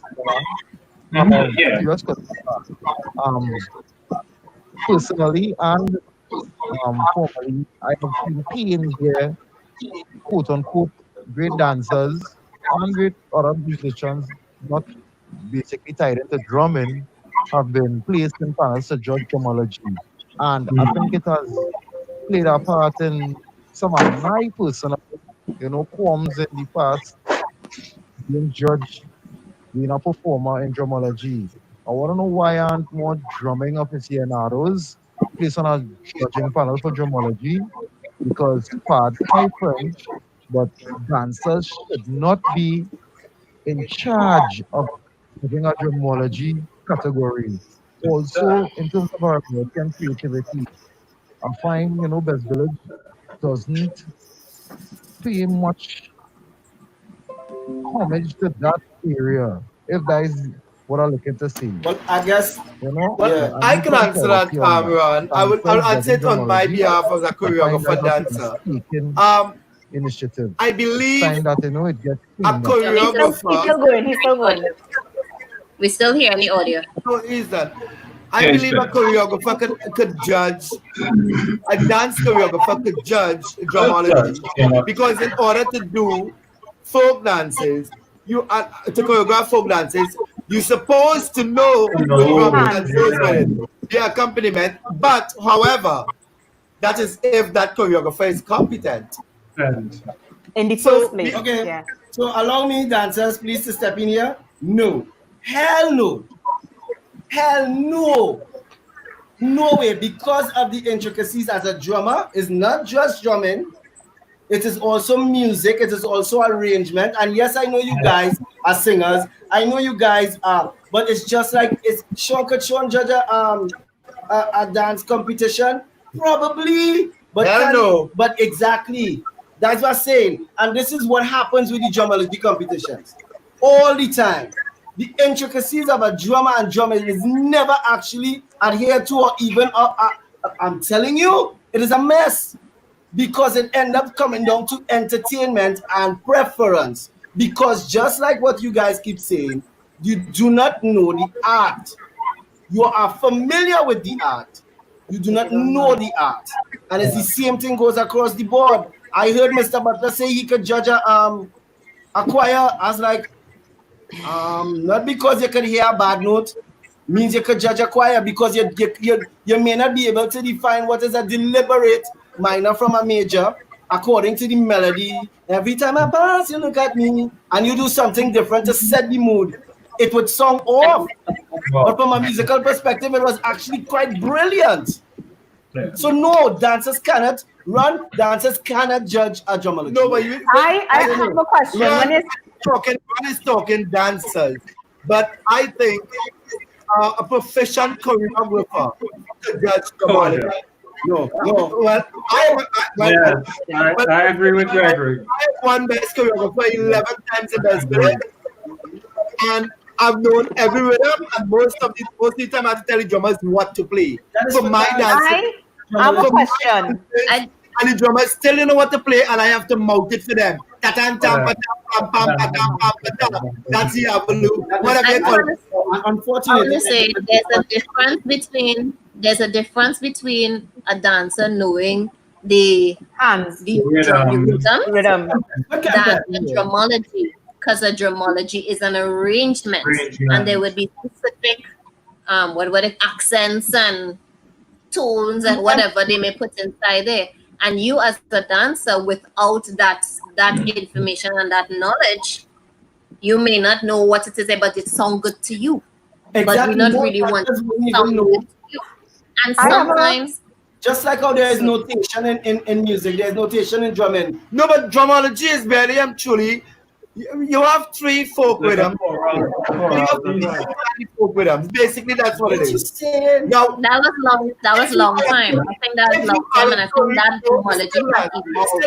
you have the 3 or 2 folk rhythms. You still No, have what I mean, it was long time. Okay, basically just 3 rhythms. You put them together, blah blah blah. No, it's more you know, it has things inside it. I mean, I will not know. But guess what? It sounds good to me. And because as a dancer and I like that flair there or that kick there, they will get my nod. But I wouldn't put myself there. So I have a question now. You're talking about drumology. Is it so for drumology? Do you think then that somebody who knows a musician can judge drumology? No. Because No, because you cannot differentiate in note. Most of you can't tell me bass, song, solo, car, press, car, edge, variation. What to actually say when you're making a run. Of course, you would know dynamics, you would know, but you cannot identify harmonies in drumming because it's completely different because you don't do the work. Unfortunately, Sean. Unfortunately, in drumology, the same time you take to tie your shoelaces is the same time a judge has to give a mark. So if I am listening to something up there, and I'm playing devil's advocate here, mind you, I could judge drumology. But if you have to give a mark for that, it all will break down to your presentation, your performance of the piece. Because, and of course, if you know the rhythms and you can understand musical flow and transitions and all these things, you say no, because there are more intricate things that makes it a drumology and not a band session. Is that there's a difference between, as you said the other day, a dance put together aura and a choreographer. That is different there. The funny thing about this dance. Well, the funny thing about it, Lucette, send your voice notes. Lucette and everybody else, the funny thing about it is that in African countries, the choreographer is really sometimes a master drum tutor. That's different. If a dancer is both drummer and dancer, that's a different thing. Exactly. But if they're just a dancer alone, efficient. If you don't know, well, you can, because some dancers don't know. Somebody made a comment here, and that's very true. They talk about dancer drummers. Yeah. And dancer drummers. Yeah. It depends on the person if they have drumming capabilities. Exactly. That's something different. Well, you have to be careful generalizing. Thank you, Terry Springer, Mr. Barrett himself. You know we came from Terry Springer. No, we came from like, Karen, send a video showing me how you're drumming and choreography, please. So, you know who taught me drumming? I think Xavier will tell you.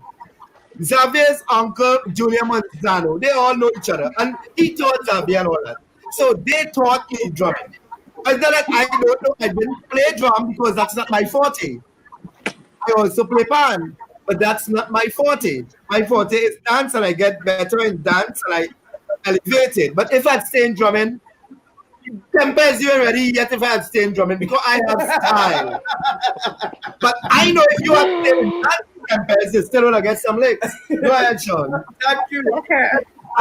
Great point, Ron. And I think that's a discussion we need to go down the road dancers and drummers, because it seems to know, honestly, from what I would have experienced now starting to drum, and what I see now, there's a great separation.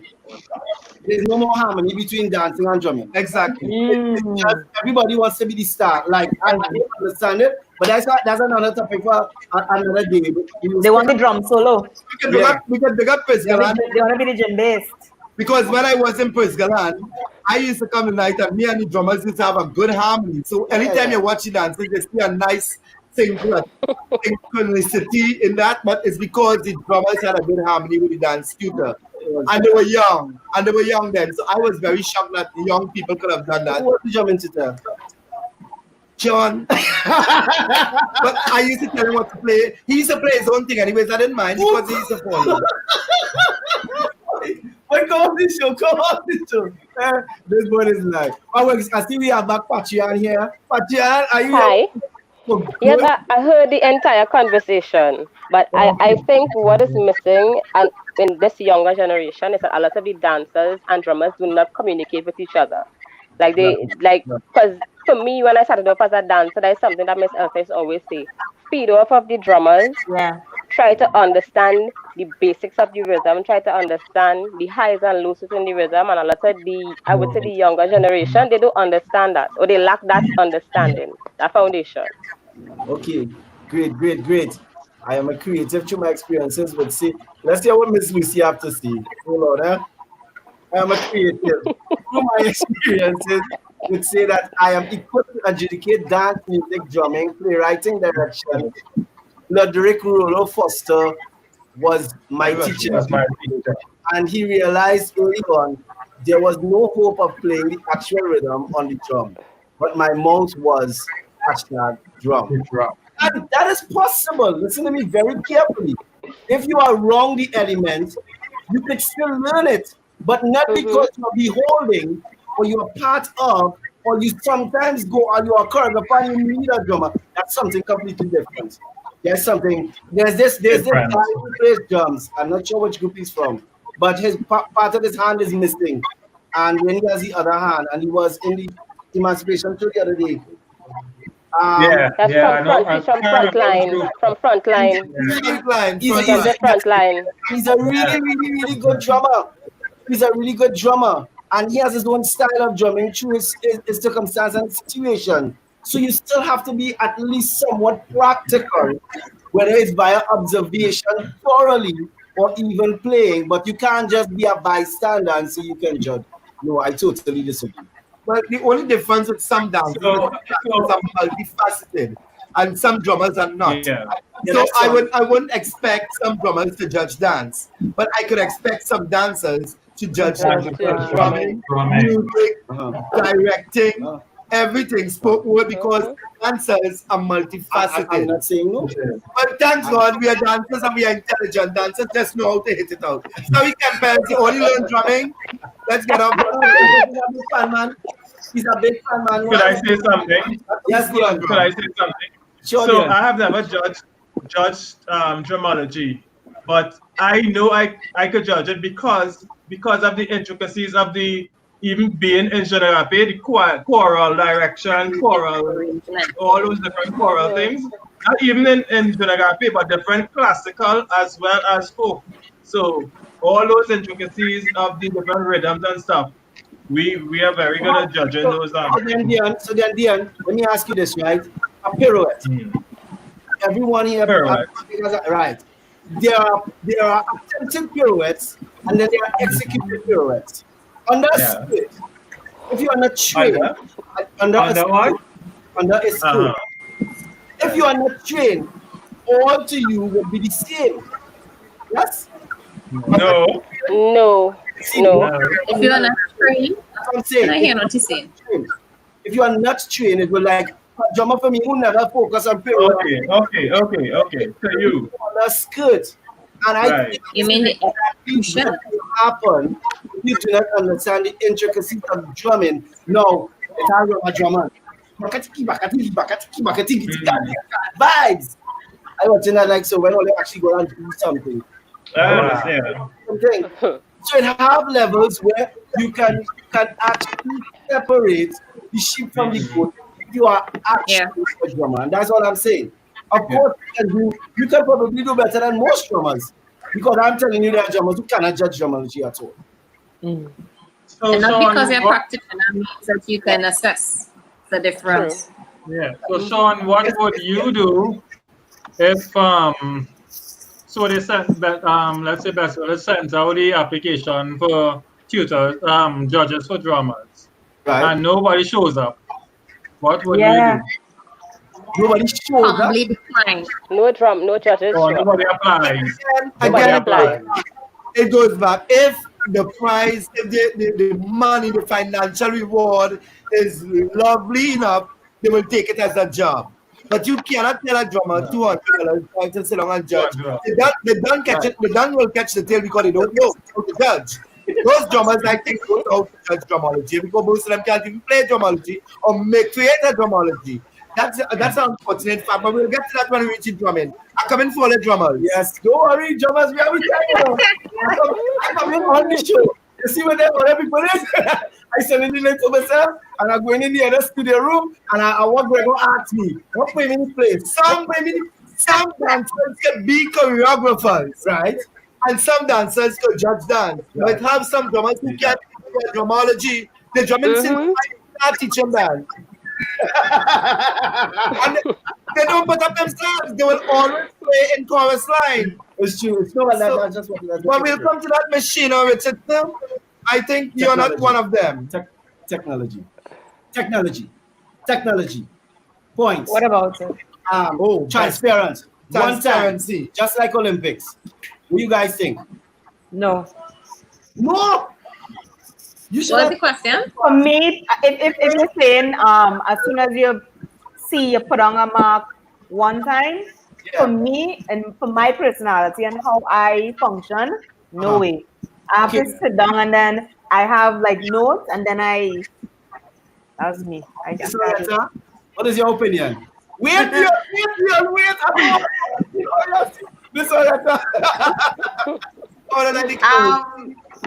I don't think because of how the arts are, you can't give an immediate point one time. It can't work because in some case I might look at something because remember, if I'm looking at a performance, you're trying to as judge you have to look at the entire performance. And by the time you reach the end of the performance, you're now trying to put things together and recalculate and see what was the team and if they stuck with the team and all of that. And if you put down your first mark that comes to your head, then it might not be the true results of that performance. Because most times, as Daniel said, you may have notes, you may have to check back your rubric. You may have to just whisper to a judge and say, you understand what happened? Did this really mesh? Did I see correctly? Something like that. So you cannot, I don't think at immediate, if you're saying, okay, after a while we put down our marks and we're comfortable and they tabulate it right there and then put it up afterwards, sure, that could work. But immediate putting down on there are a lot of times you write with pencil and you rub out and you redo because it connects to you differently afterwards. Okay, great. Miss Edwards. For me, it depends on the context of the choreography. Now, if the choreography was straight to the point, according to what the theme was, it's easy to mark it. But if it's something that has depth and deep content and context, I will have to take a while, probably as the other two panelists said. It will take me a while to actually get to the real mark because the first mark I'll put wouldn't really be something because I'll probably remember something within the first minute or 2 minutes like, oh, this was really a good moment. She really had some dynamics and some depth there. Then it would change the entire mark. So that's just my point on it. I have an opinion here. Before I go to the double trouble, Miss Regis. Okay, I have a different opinion. I think that you're supposed to judge what you see. You judge the person that is on the stage, you judge the performance that is on the stage. There should be no time to go back and change, even though it's a competition and they are competing against themselves, but you are judging each performance individually. Why should you have the cause or have the need to go back and change a score or compare with another person? Because you are supposed to be judging the performance that you get on stage at that point in time. So therefore, there should be no collaboration, so you're saying with other scores. Just for, you may say, Miss Universe is not creative, right? In the swimsuit category, it's not objective. It's subjectively paid based on the person or the individual who is judging. Depends on the style, where they shape exactly what they're looking for. As they fit, it's that same time you have to take to prepare, analyze, observation skills need to be at 100%. By the time they turn, they walk 2-3 struts. That time you have to analyze what you see and what your interpretation is, and then you give out that information, and the information is given out one time, which excludes any part of any biasness. So when you do now have the chance to go back, oh, well, she was good enough, but the first person I find she was better than this one in that category. You know, because you are doing pencil, you now have to go back, change that. It should, as you do, you see what the person is. If you're given a minute is a good enough time for you to be able to write that information and for you to assess. So if it is, you know that your assessing skills is not on par or not on 100. This is not the place for you to be. This is just my opinion on that. And I think we should use you for picking all the young judges. I think when it comes to the time of, how long it takes you to judge, I think it also depends on the category that you're doing. So for instance, if you're doing a performance that is 2 minutes long, I don't expect you a judge to be deliberating for 5 minutes over a 2-minute performance. For me with theater, I can give you a theater mark a minute after. Because you have to watch the play, you have to watch the thing in its entirety. So I think for each category, each genre, you have to look at it in that context. Because I also did I also did creativity and all these kind of things. So I did literature as well last year, and judging literature, the mark was quicker. Okay, but Dion, just give us your opinion before I ask a specific question. Go ahead. Give us your opinion on this. I just think it's about how fluid and how fast the performers come and the categories flow.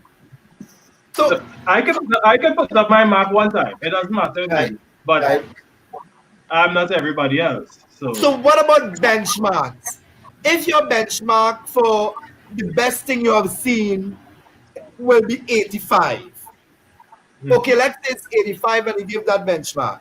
If somebody comes 5 contestants after and do a very good and he's still like 85, then you give either 84 or 86. So they fall right below or they go over. So how about benchmarks? So I really feel that benchmarks are very good in to get that timely. So this is and I understand what you're saying, and I have to disagree with most of you all except for Ms. Regis. Reason being, I think it comes down to your level of professionalism and what you came there to do. Because Gregor told me that you said what happened to most Best Village judges is that Best Village judging has adopted the mentality of, let me get the one who used to do it long time ago. Let me get the one from this village and that village to judge it, instead of it actually being professional judges. We never approach judging professionally. If you approach judging professionally, no matter what or how long a performance is rendered to you, you still have to analyze how it would have impacted on creativity. You don't need to assess the whole performance to know how it would have impacted on you creatively. It doesn't have to be that long. Like, I think scores can come up almost after 2 minutes, 3 minutes. I think it can happen because you don't have time to know, even convince yourself of what just happened if you are actually focused on judging instead of being entertained. Exactly. And if you were watching the you should already have an idea of the score you want. Yeah. And go along with it. I remember a time I was judging. I get start everybody with 100. And as fast as I see errors, I make a dot on my paper. Dot. So I'm at this is my process, right? And I actually minus from you as you go along in terms of, so then I don't have to analyze and say you are better than someone. I then eradicate, I then make minuses from your errors that you would have made according to what I'm looking for. And that is how you get your score. And it's the same, so you have to be focused. That's why I have the rubric. So as soon as the performance comes on, you should be looking. You have the rubric there, and you're watching the performance. Your eye will glance at the rubric, back to the performance, and you know what mark you want to give. Right. But I And also then think as the competition goes along, as you're continuously judging, you get quicker You because you're familiar with the rubric and you're familiar with the mark. So you're already That's in your why mind. judging is, Miss Lewis, this is why I say judging has to come down to an art form and a skill as well. skill. It It has is to a be skill. practiced. We have to do a lot better because believe it or not, our folk traditions are dying. Arts are dying because people no longer want to take part. You're not supposed to do it for reward, but you are actually telling people, hey, you wasting your time, you know.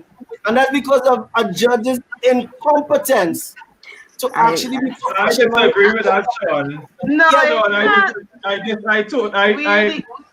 I disagree with Go that ahead, because, as I said earlier, it stems from the choreographers or the tutors of who is going to go to these groups. Exactly. And also the best village officers. Wait, also the officers, because if they're getting paid to go to these different villages, some of them They don't know nothing. They don't know nothing. Plain These and simple. officers don't know anything. The choreographers, let me finish. The choreographers or the tutors, Okay, well, can you put up a red flag? they don't train. They don't train or do the research. So they just come and put something on stage, and then if it's wrong and they get a low mark, they want to complain. Why? Okay, no, but you're saying the same Yeah, but thing. that's the same thing with what he's saying. Basically, same thing. It just had different things. Let's just say because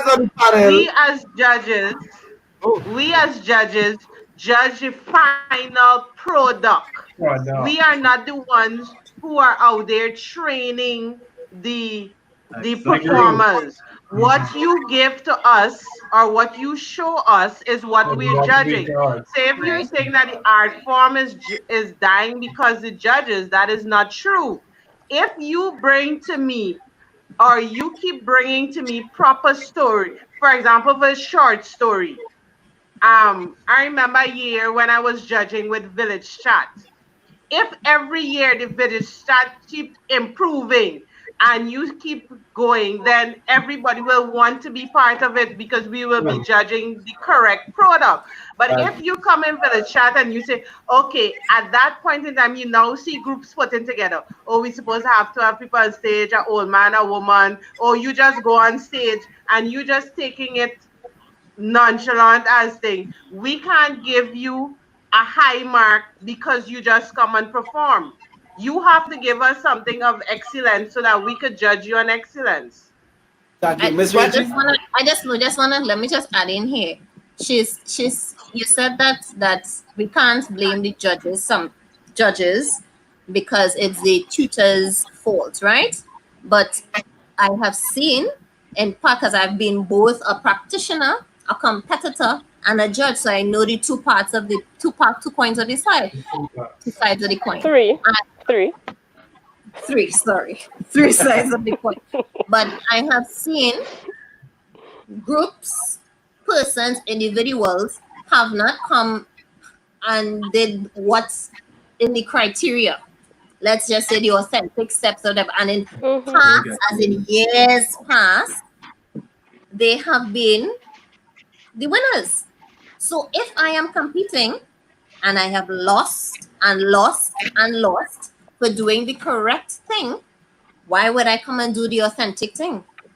But before we go to the voice, that's all. Hold on, panel. Before we go to the voice note, I would like to say that I really believe this issue could be dismissed if the judges get at least 2 months training with that rubric. So they'll be quicker, faster, and more agile. So we'll go to the voice note.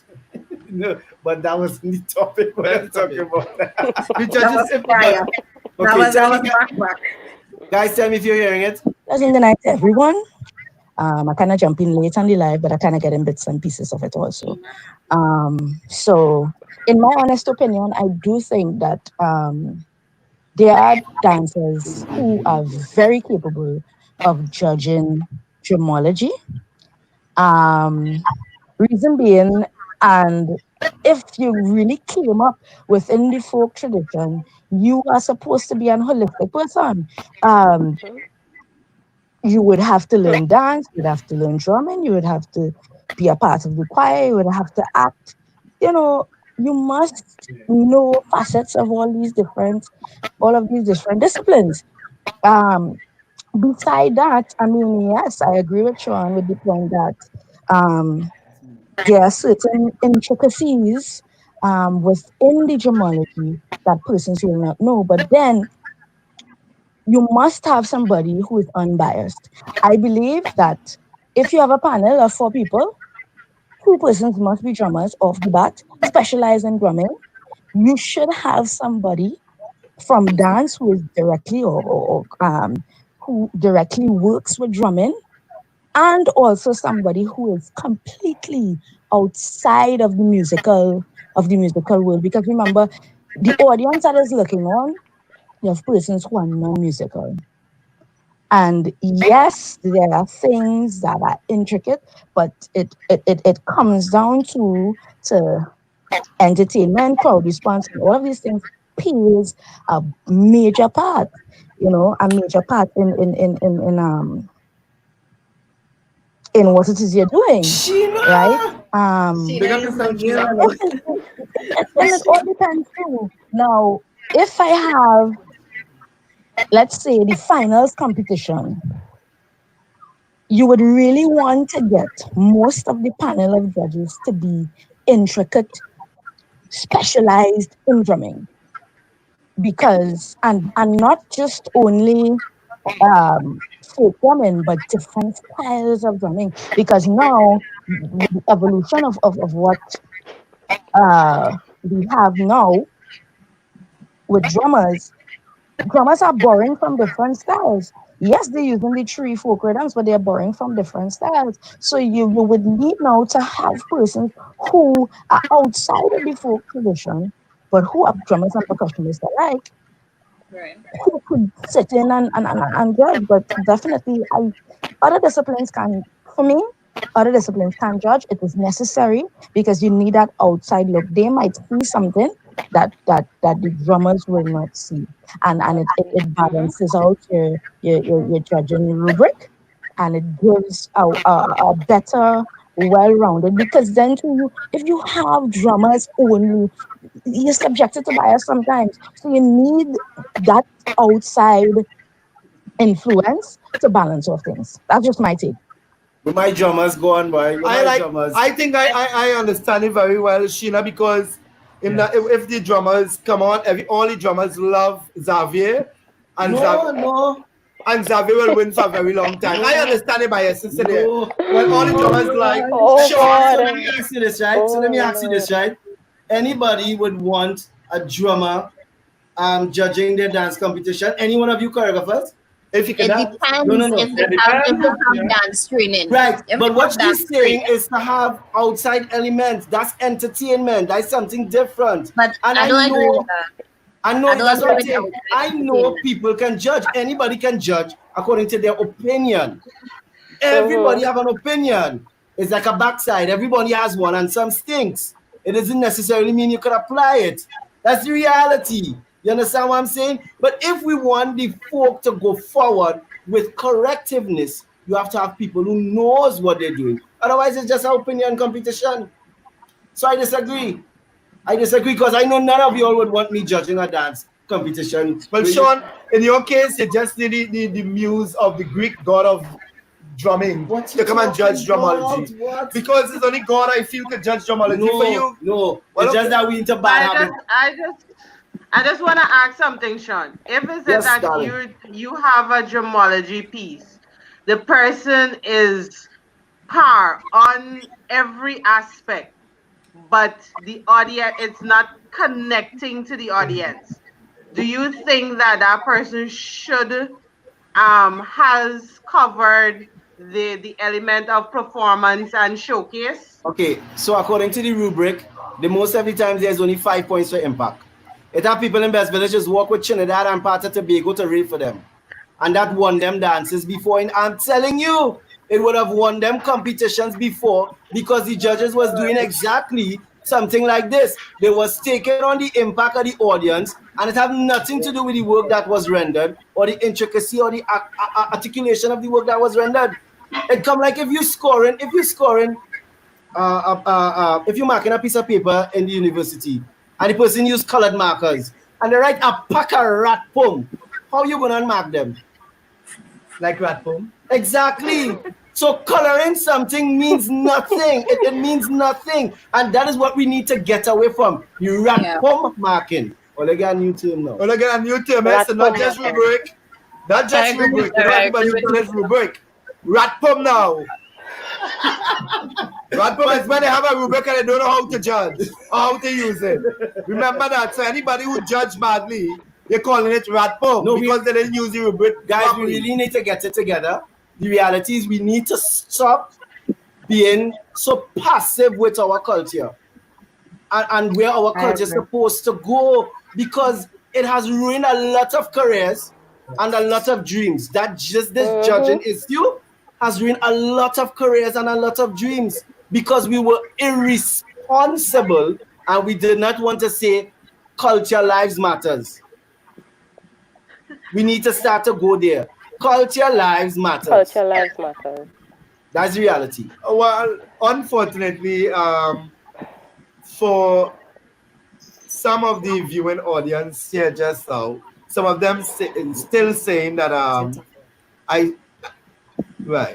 sometimes the rubric is the problem. Is the problem. Yep. And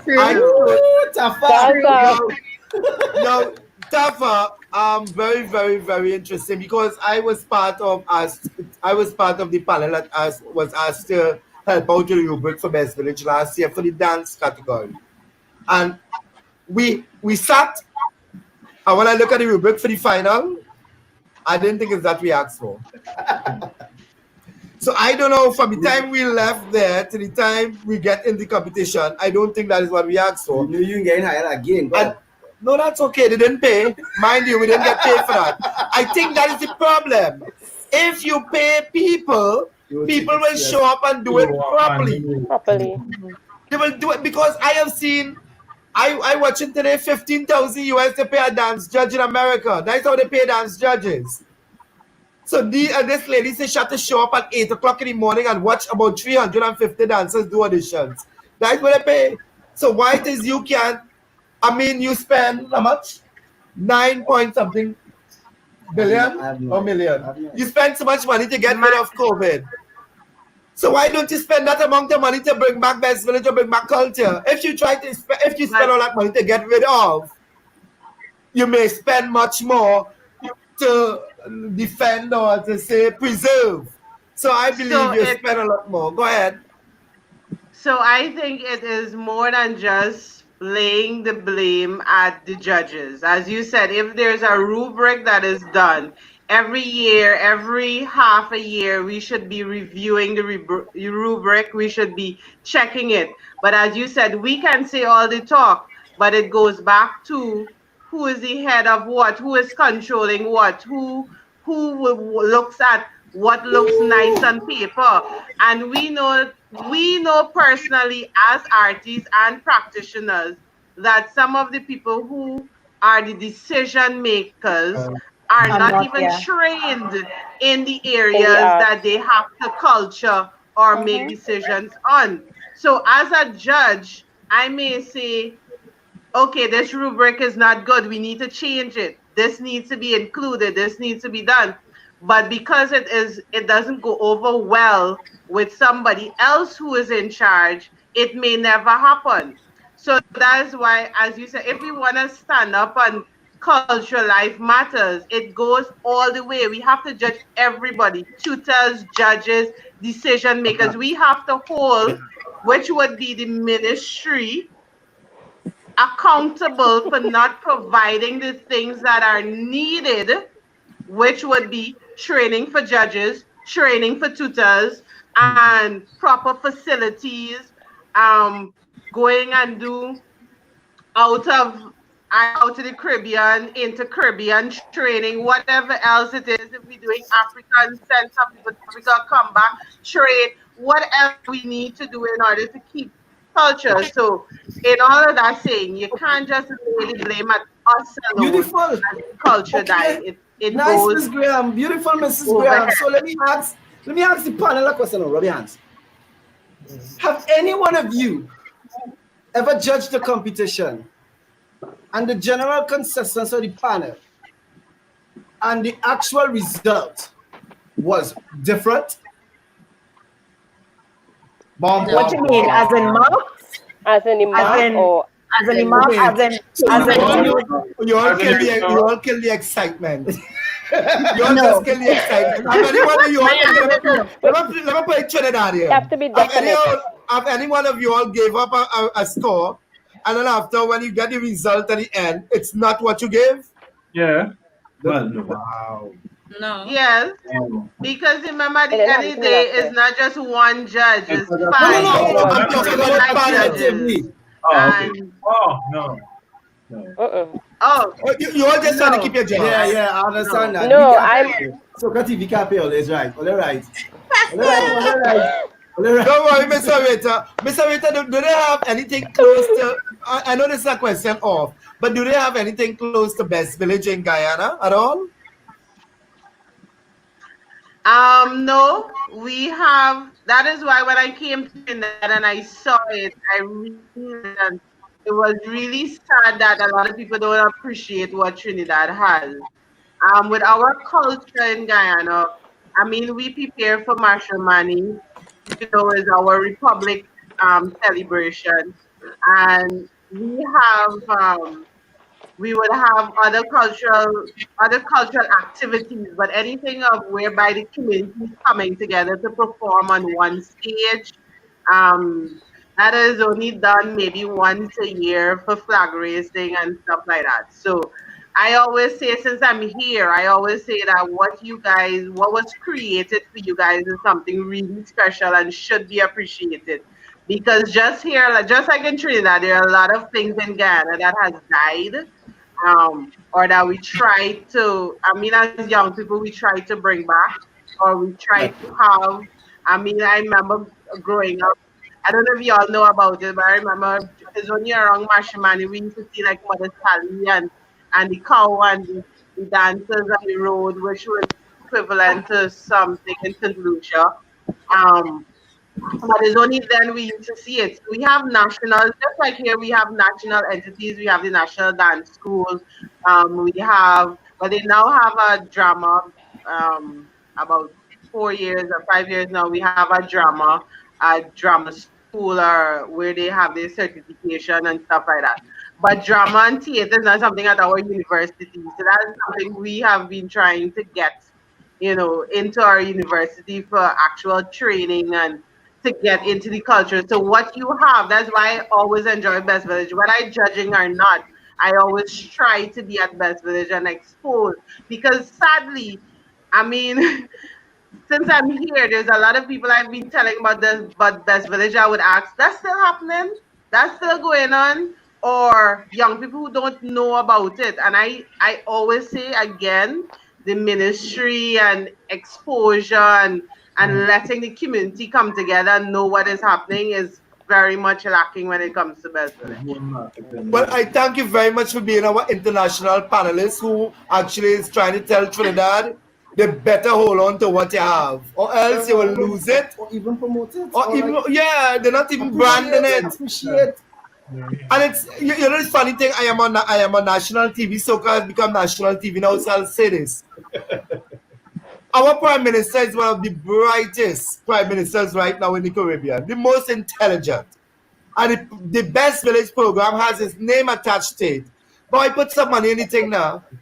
Make your name look good. The words of Gregor Brady. My words are, put some money, make your name look good. The Prime Minister's Best Village Trophy competition supposed to be at least $1 billion to run that show. Make your name look good. Understand, and as agreed. Something I always say, every time someone asks me what is culture to me, I say culture is the remedy for crime.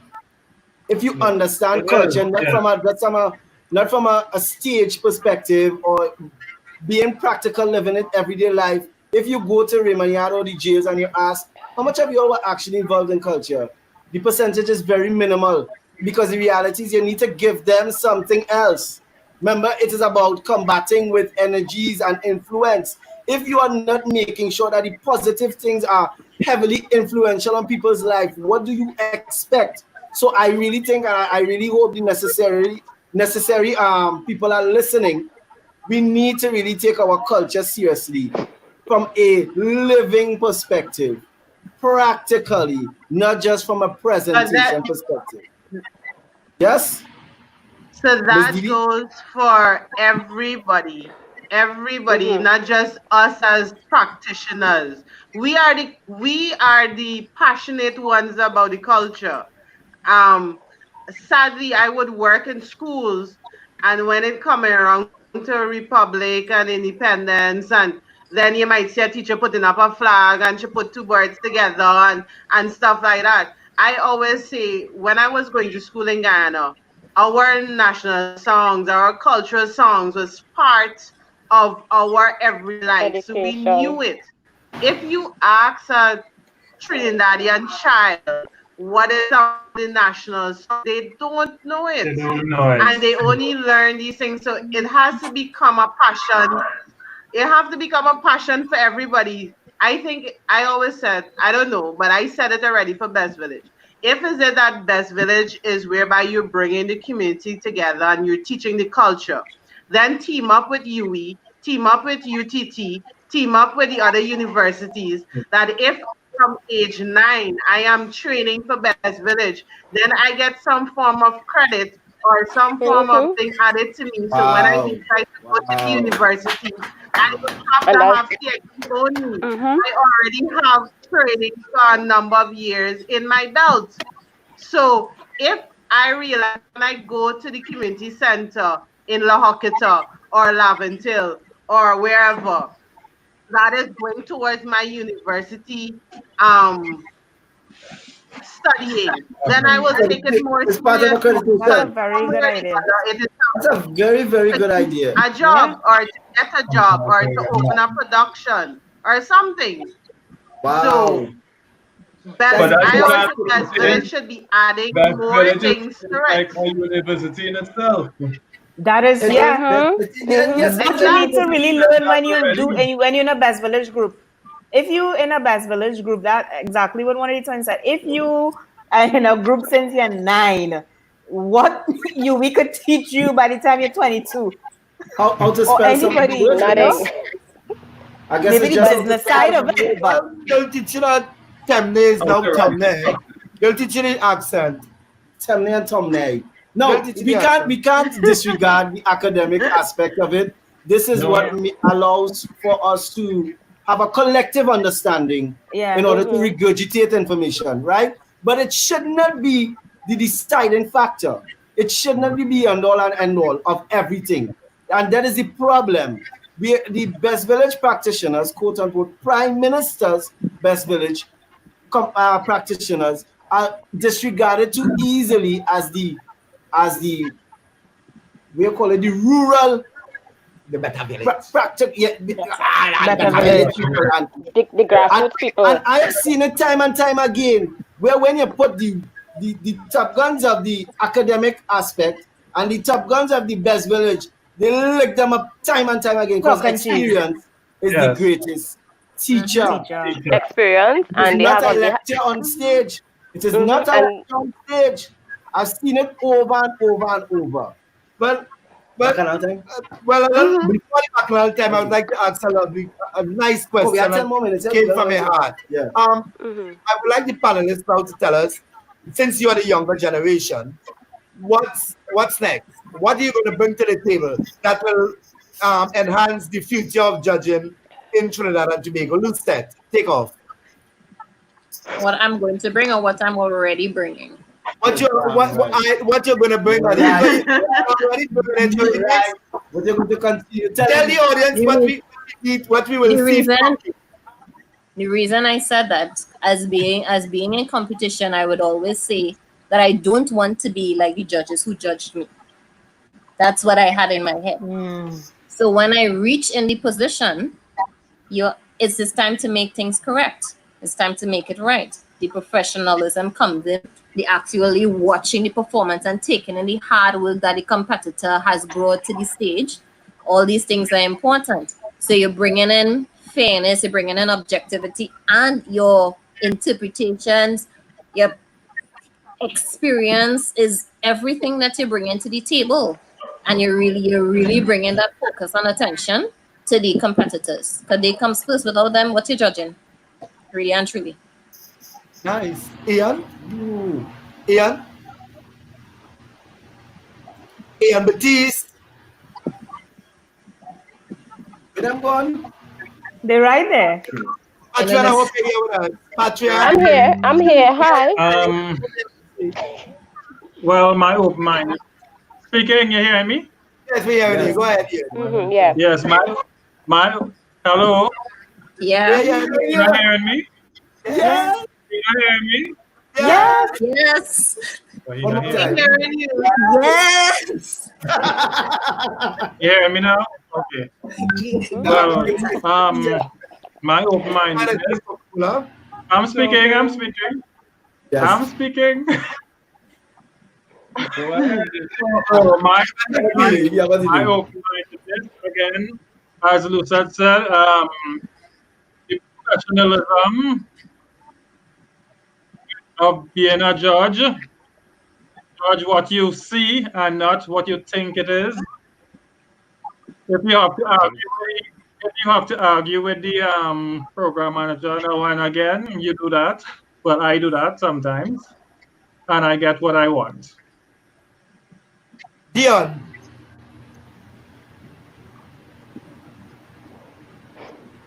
This is the delay or something. I think they're hearing us delay. Is there a delay? Is there a delay? Yes, there is a delay, but that's okay. We'll wait for you. Take time. Go ahead.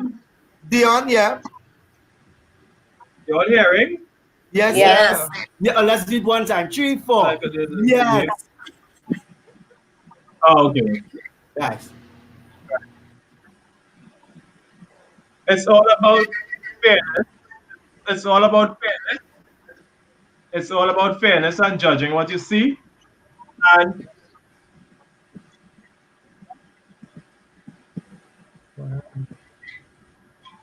yeah, that's it for me. And being fair and being using my common sense. Understood. How much you have?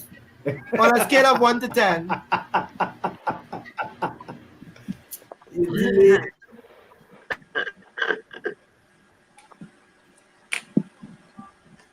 Patreon. Hi. For me, well, let me just put this out there. Last year was my first year judging for Best Village after applying many times before.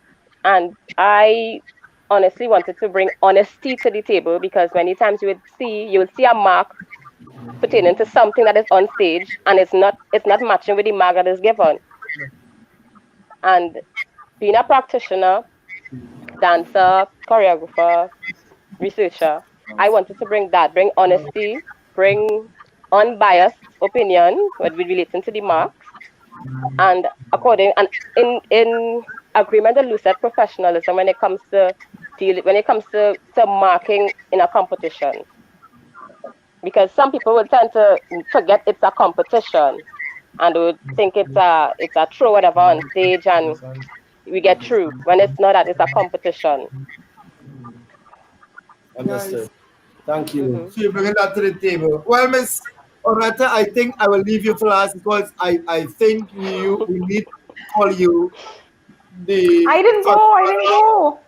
No, I wanted to call the front runner for the elevation of the Best Village program, because if it takes somebody from outside, so we have been saying these things that she came for a very long time, and if it takes somebody from outside to come in and tell them you all are doing, you need to do this, I think we'll leave you there. Go ahead, Ms. Danielle Lewis. What am I going to be bringing? But I know that last year I could tell you what I left at home, and that was my ego, or just ego in general. And I think that is very important, to not have a ego. You know, and you're an expert, so that's why you're a judge. So we already know that, you're intelligent and you could judge and all these things, but this idea that, oh, that's not good, and that sort of way. So I deliberately last year made sure and that wasn't even on the plate. And I think that I hope to bring a level of humility, but also excellence in my expectations, because I also believe that as a judge or just as anybody, you can expect a level of excellence in the art form that you love, but you can expect that level of excellence without being mean and nasty and belittling, Yes. Yeah. So that's what I hope to bring and not bring. Guys are back. Beautiful. I think those guys are back because Mr. Better, I know. But let me just bring them back to you. Remember, up to now, what's now? This conversation going so nice. We need how we back around yet. You get the chance. Are you guys hearing us? You hearing us, Ian and Diane?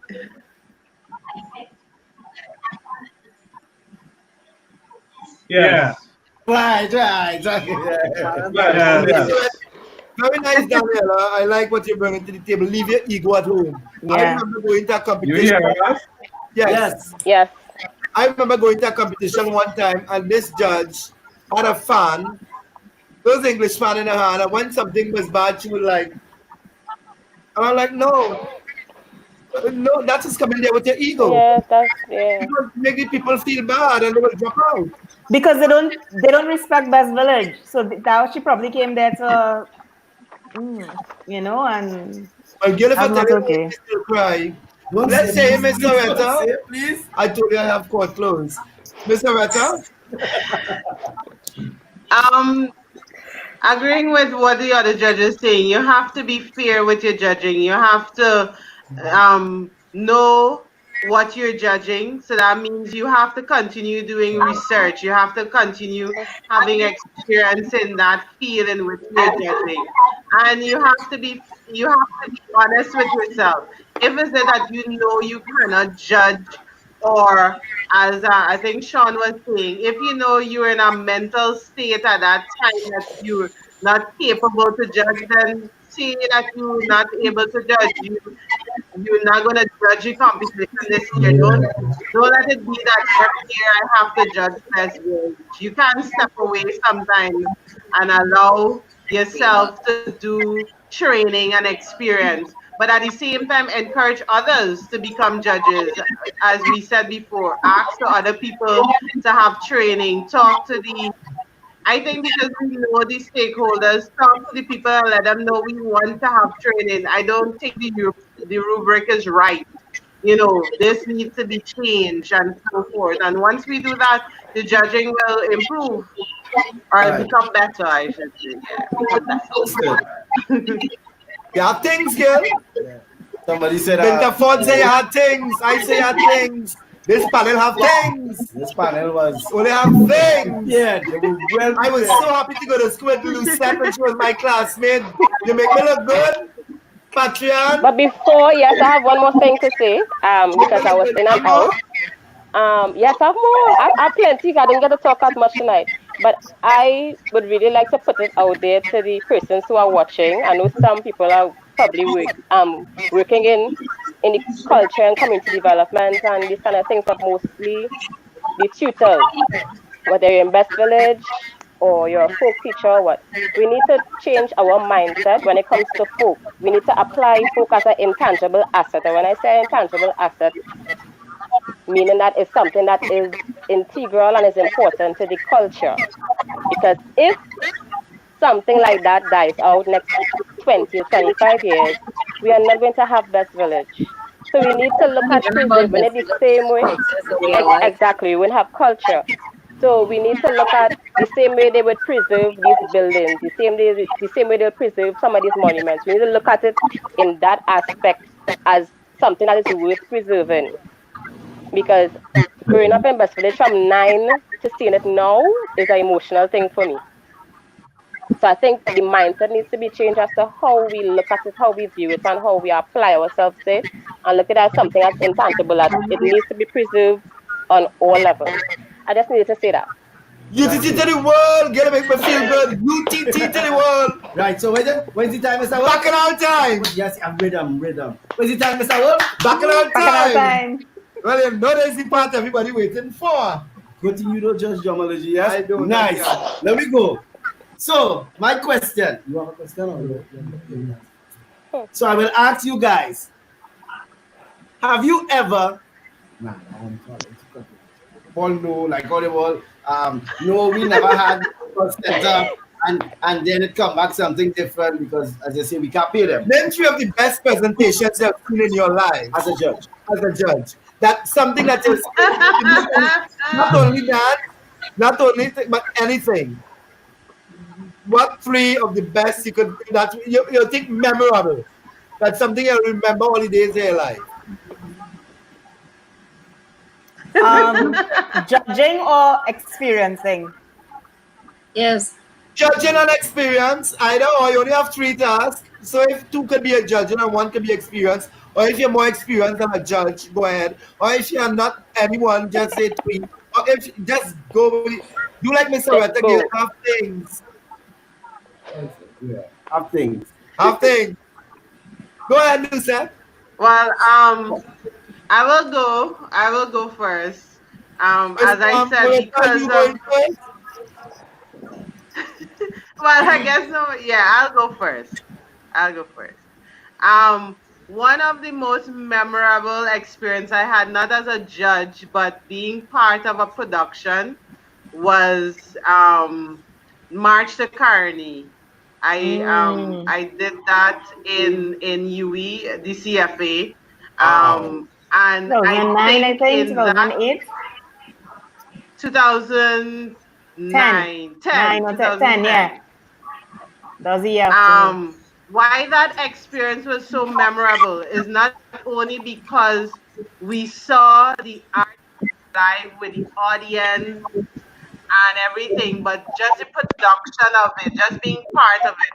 I was just a nuts woman in that thing, just walking around. Hello. But bringing back memories to people who had actually experienced the March and Carney real life, that they were able to give their experiences, and that opened my mind to so many things of our history here in Trinidad and as a Caribbean, and understanding Dagger Hall and LRC and all these other things into play, and being part of that. That was one of my most memorable that I would add to my productions. Just to ask, I would add to my production. Who was the director at that time? I think Royal Gibbons and Louis, Marvin George and Louis McWilliams and Louis McWilliams. Yeah, some masters of the arts there. I envy you. You should be privileged. I would have worked with 2 of them, you know. But congratulations and thank you for that. I actually met them. I met them basically through CariFest in 2008 in Guyana, because I was one of the production managers at CariFest, and I was in charge of the Trinidad theater contingent. They came and performed at the place I was running at that point in time. So I met them there, so I've seen that. And another thing I would add is UE Speak for spoken word. I would add to my experience of production, UE Speak meaning open word, spoken word, poetry without judgment. It is where anybody and everybody could have gone and expressed themselves. And you could have done it, whether you done it reading from a paper, whether you done it from your mind. And it was nothing that you had to do because you were on radio or you were on TV or because you was getting $20,000. It was basically students coming together, or even people who weren't even students, coming together to see what was oppressing us, what we were enjoying, what we needed to improve, what we needed to tear down. And I think since then is when when I realized y'all had this Columbus statue in Port of Spain that needed to come down. And, you know, young people talking about that. That is one of, I would add, where the freedom of expression was always accepted. Thank you, ma'am. Thank you for that contribution. Thank you. Miss Lewis. Sorry, you're leaving? my daddy. Okay, No, I was no. All right, okay, all right, go ahead. Don't tell me that was your most memorable experience, eh? Say bye-bye to that person. All right, okay then, go ahead. No, for me, my most in 2010 or 2011, I went to see a Best Village play put on by Mondo Cultural Performers. It was called Repatriate. Yes. I was literally blown away by it. I thought it was one of the most beautiful. It has remained one of the most beautiful things I have ever seen. Like when you watch that show, it is exactly what Best Village is about. When you watch it, you think to yourself, yes, this is probably what people envisioned, but it was a sound, solid piece of theater, and the way in which they incorporated folk and everything folk in such a beautiful way, you know, it blew my mind away, and I have never forgotten it. I think the music was beautiful, the singing, there was spoken word, there was a lot of dance and movement, the drumming was on point, the acting was great, the direction was exceptional. That was put on by Marvin George and Camille Comina. And yes. Big up yourself, Marvin and Camille. Yeah, Marvin. Yeah, you know. Nova, he won best choreographer. Yeah, and Derek. Yep, and Derek Casanova. You know, and Dow would have been drumming, and so that year was just fire. Yeah. So I mean. Awesome. It was awesome. I don't know what else to say about it. And I still remember it, and it still makes me smile because I was like, wow. And it was a made up, not made up, but it was a device, like they worked on it together. So it wasn't right. You know, it was a created piece. It wasn't totally scripted. Yeah. You know, they worked on it and then they scripted. I think Lalon was in that show as well. I'm not sure. One of our moderators. But thank you for that. You have any more? In terms of judging, well, only 1 year I did judging, which was last year, and I would say the shows that came first and second, Northwest Laventil and Northwest Mongo, and Ebewi. Can you realize Yui people? You love Yui people. Me and here you said nothing didn't come from Yui, but go ahead. I want to listen to you. I know and analyze whether those things. You love Yui people, but go ahead. And I appreciated them for their I think their production quality. I thought it was really, really good. And you know, I felt like watching the plays last year in Best Village, like, you know, you hear, oh, Best Village is like this or Best Village is like that. But then when you see the level of effort that everybody really put into those productions and they put into those plays, I was really, really heartened by it. And I was humbled. And I was reminded about how much we as Caribbean people could do with so little. You know, because you know that Best Village budget is not the greatest. Don't call it a budget. Please don't call it a budget. Right. Please don't call it a budget. Yeah, let's don't give it all that kind of clout. Right. Agreed. You know, thank you, ma'am. Yeah, how we just... Thank you. I've been real.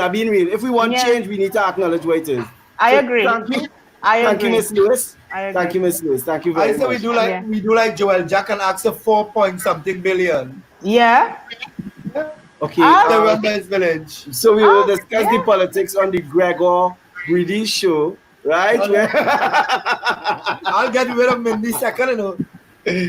Okay, Miss Didi, No, Miss Didi. You want to go to Miss Didi? Patreon? Yes. Yes, hi. I need to write out that name. My one of my first memorable, well, actually the most memorable experiences was I can't remember the exact year, but Carrie Festa was in Trinidad, not last year, the time before that. And I remember Lucette performed, Dion and Ian performed, and I think the performance was in the National Stadium, that opening that they did with those 400 dancers that were open in that field. Yes. That I was performing and crying. And for me, you see that energy or whatever we had collectively in that particular space as dancers of Trinidad and Tobago, we need to get that back. I will never forget that. That's something that is etched in my brain. I think Dion and Ion, you were in the African section. Lucette and I think we were Pleasantville for we soca dance. We did the soca dance with Terry. I think it was something like that. That Carrie Festa. I remember it. I was in the Aborigines with Terrence Mohammed. I remember that. But I remember seeing Gregor there. All of us, I think, performed. That was one of my most memorable experiences. Gregor's everywhere. He was everywhere. He was everywhere. Other than that, I have a lot of experiences around past years with Best Village. Like a lot of productions stood out. I can't point my finger at any, but a lot stood out for me. But basically, that's my most memorable experience with regards to performing locally and doing folk. Thank you, Ms. Didi. Patreon Didi Edwards. Thank you very much. Yes, Kempes, it was 2006. I remember that was when the first time I ever see all the drummers come together. I was like, whoa. Yeah, that was nice. And to be honest, drummers, we really had to pull up yourself, because we really played the field. We really talk. We covered the field and we covered the field and the track. And the stadium was full. Yes. Wow. That's beautiful. What do you call them? Double Trouble. Mr. Matisse. Mr. Matisse. Yeah. I never heard that before.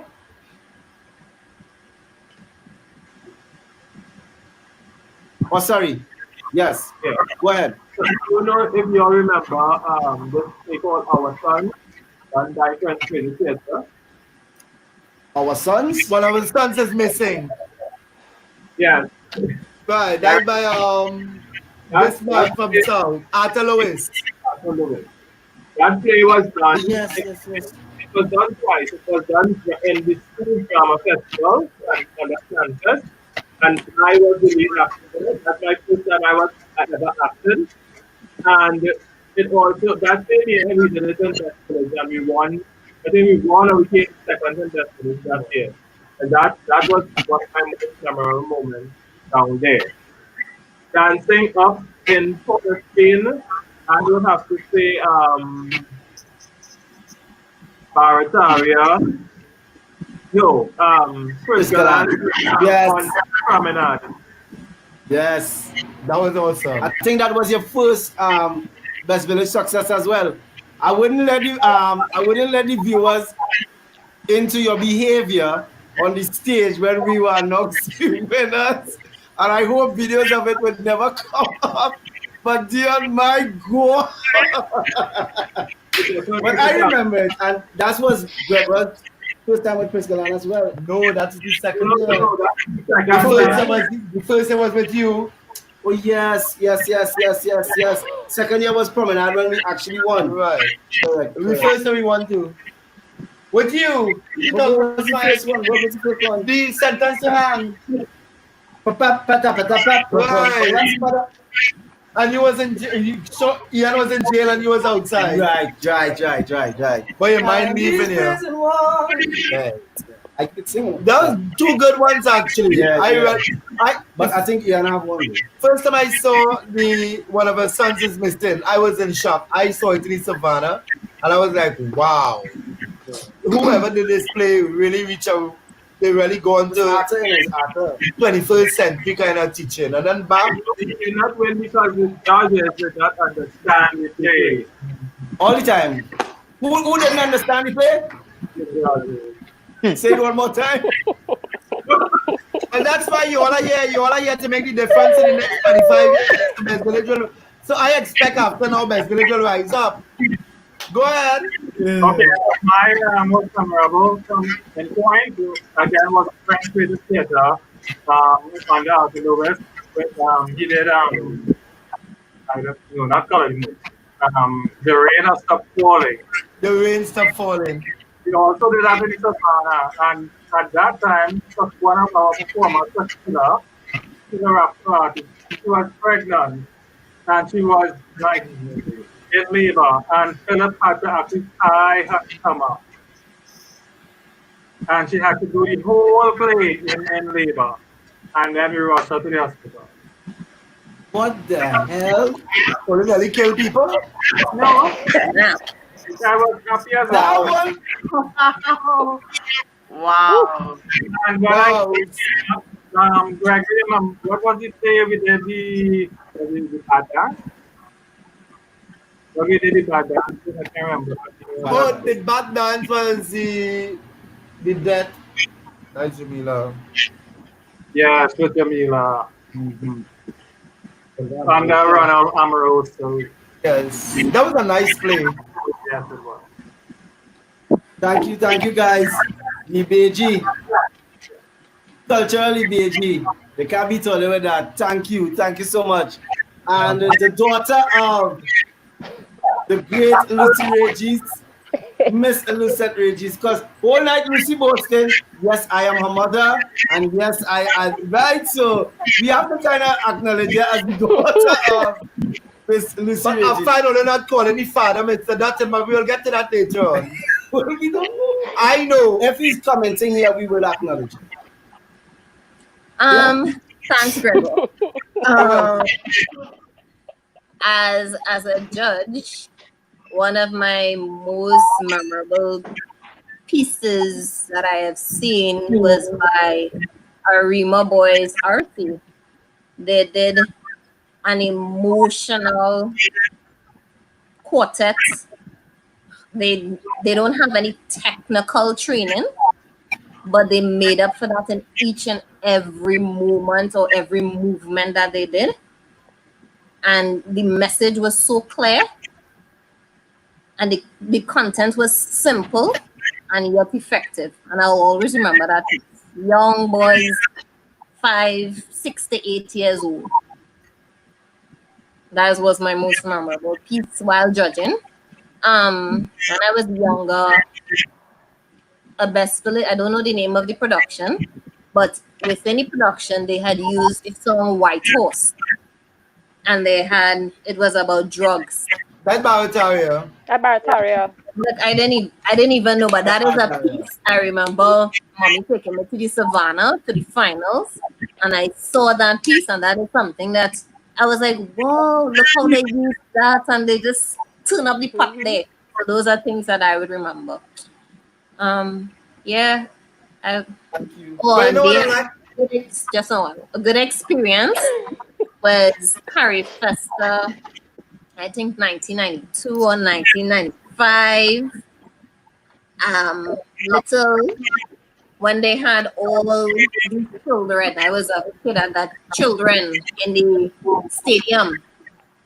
I was in the broom section in the green costume, children from all over. And it was like a week to prepare. We were in Juniper Complex, being taught this little routine every day. That was a good experience. That's something that I will always remember. Lucette, I know I like to know that what happens after you see a good performance. I will let you know that the little boys that you saw from Arima, he was this year's Chutney Monarch, Junior Chutney Monarch winner, and Junior Soca Monarch winner. That's Paris? No, not Paris. No. So he performed with a electric skateboard and thing all the way. Beautiful. He's still really, really good. Actually, my favorite moment out of that school was, I remember, now I've seen everybody dance to everything. I've seen everybody dance to Jesus, they dance to Moses, they do whatever, they always do the leads of these biblical stories. But I have never seen the two thieves on the cross. And these two boys came and do a duet with the two thieves on the cross. And one was straight away and the other was, and the emotion I saw in that same arena, that choreographer was awesome. Yeah. Mind you, and he had no technical training. He's a hip hop dancer. But he went and learned and studied, and he's very, very good actually. So yes, you have a good sense of observation. So let me give you guys mine. Well, I think some defining moments in my performing career really quickly. The first one was Derek Casanova's River Dance. With Mondo. No, Priscaland. They had on brown and white skirts. And they all, somehow we understood that when they laid on the floor and they had to roll and they put on the UV, that you would have only seen the white, and it literally looked like a gushing river with mud and stuff. The whole savannah went crazy. It was really, really creative. It jolted something in my head. Hey, these things there's more possible than, you know. And the other, personally, you see Jeune Agape, I love Jeune Agape. I love Jeune Agape ever since I growing up, being the stalwart of folk choirs in Trinidad and Tobago and in the region. Enough respect to Tobago, but Jeune Agape took it to another level. This is my opinion.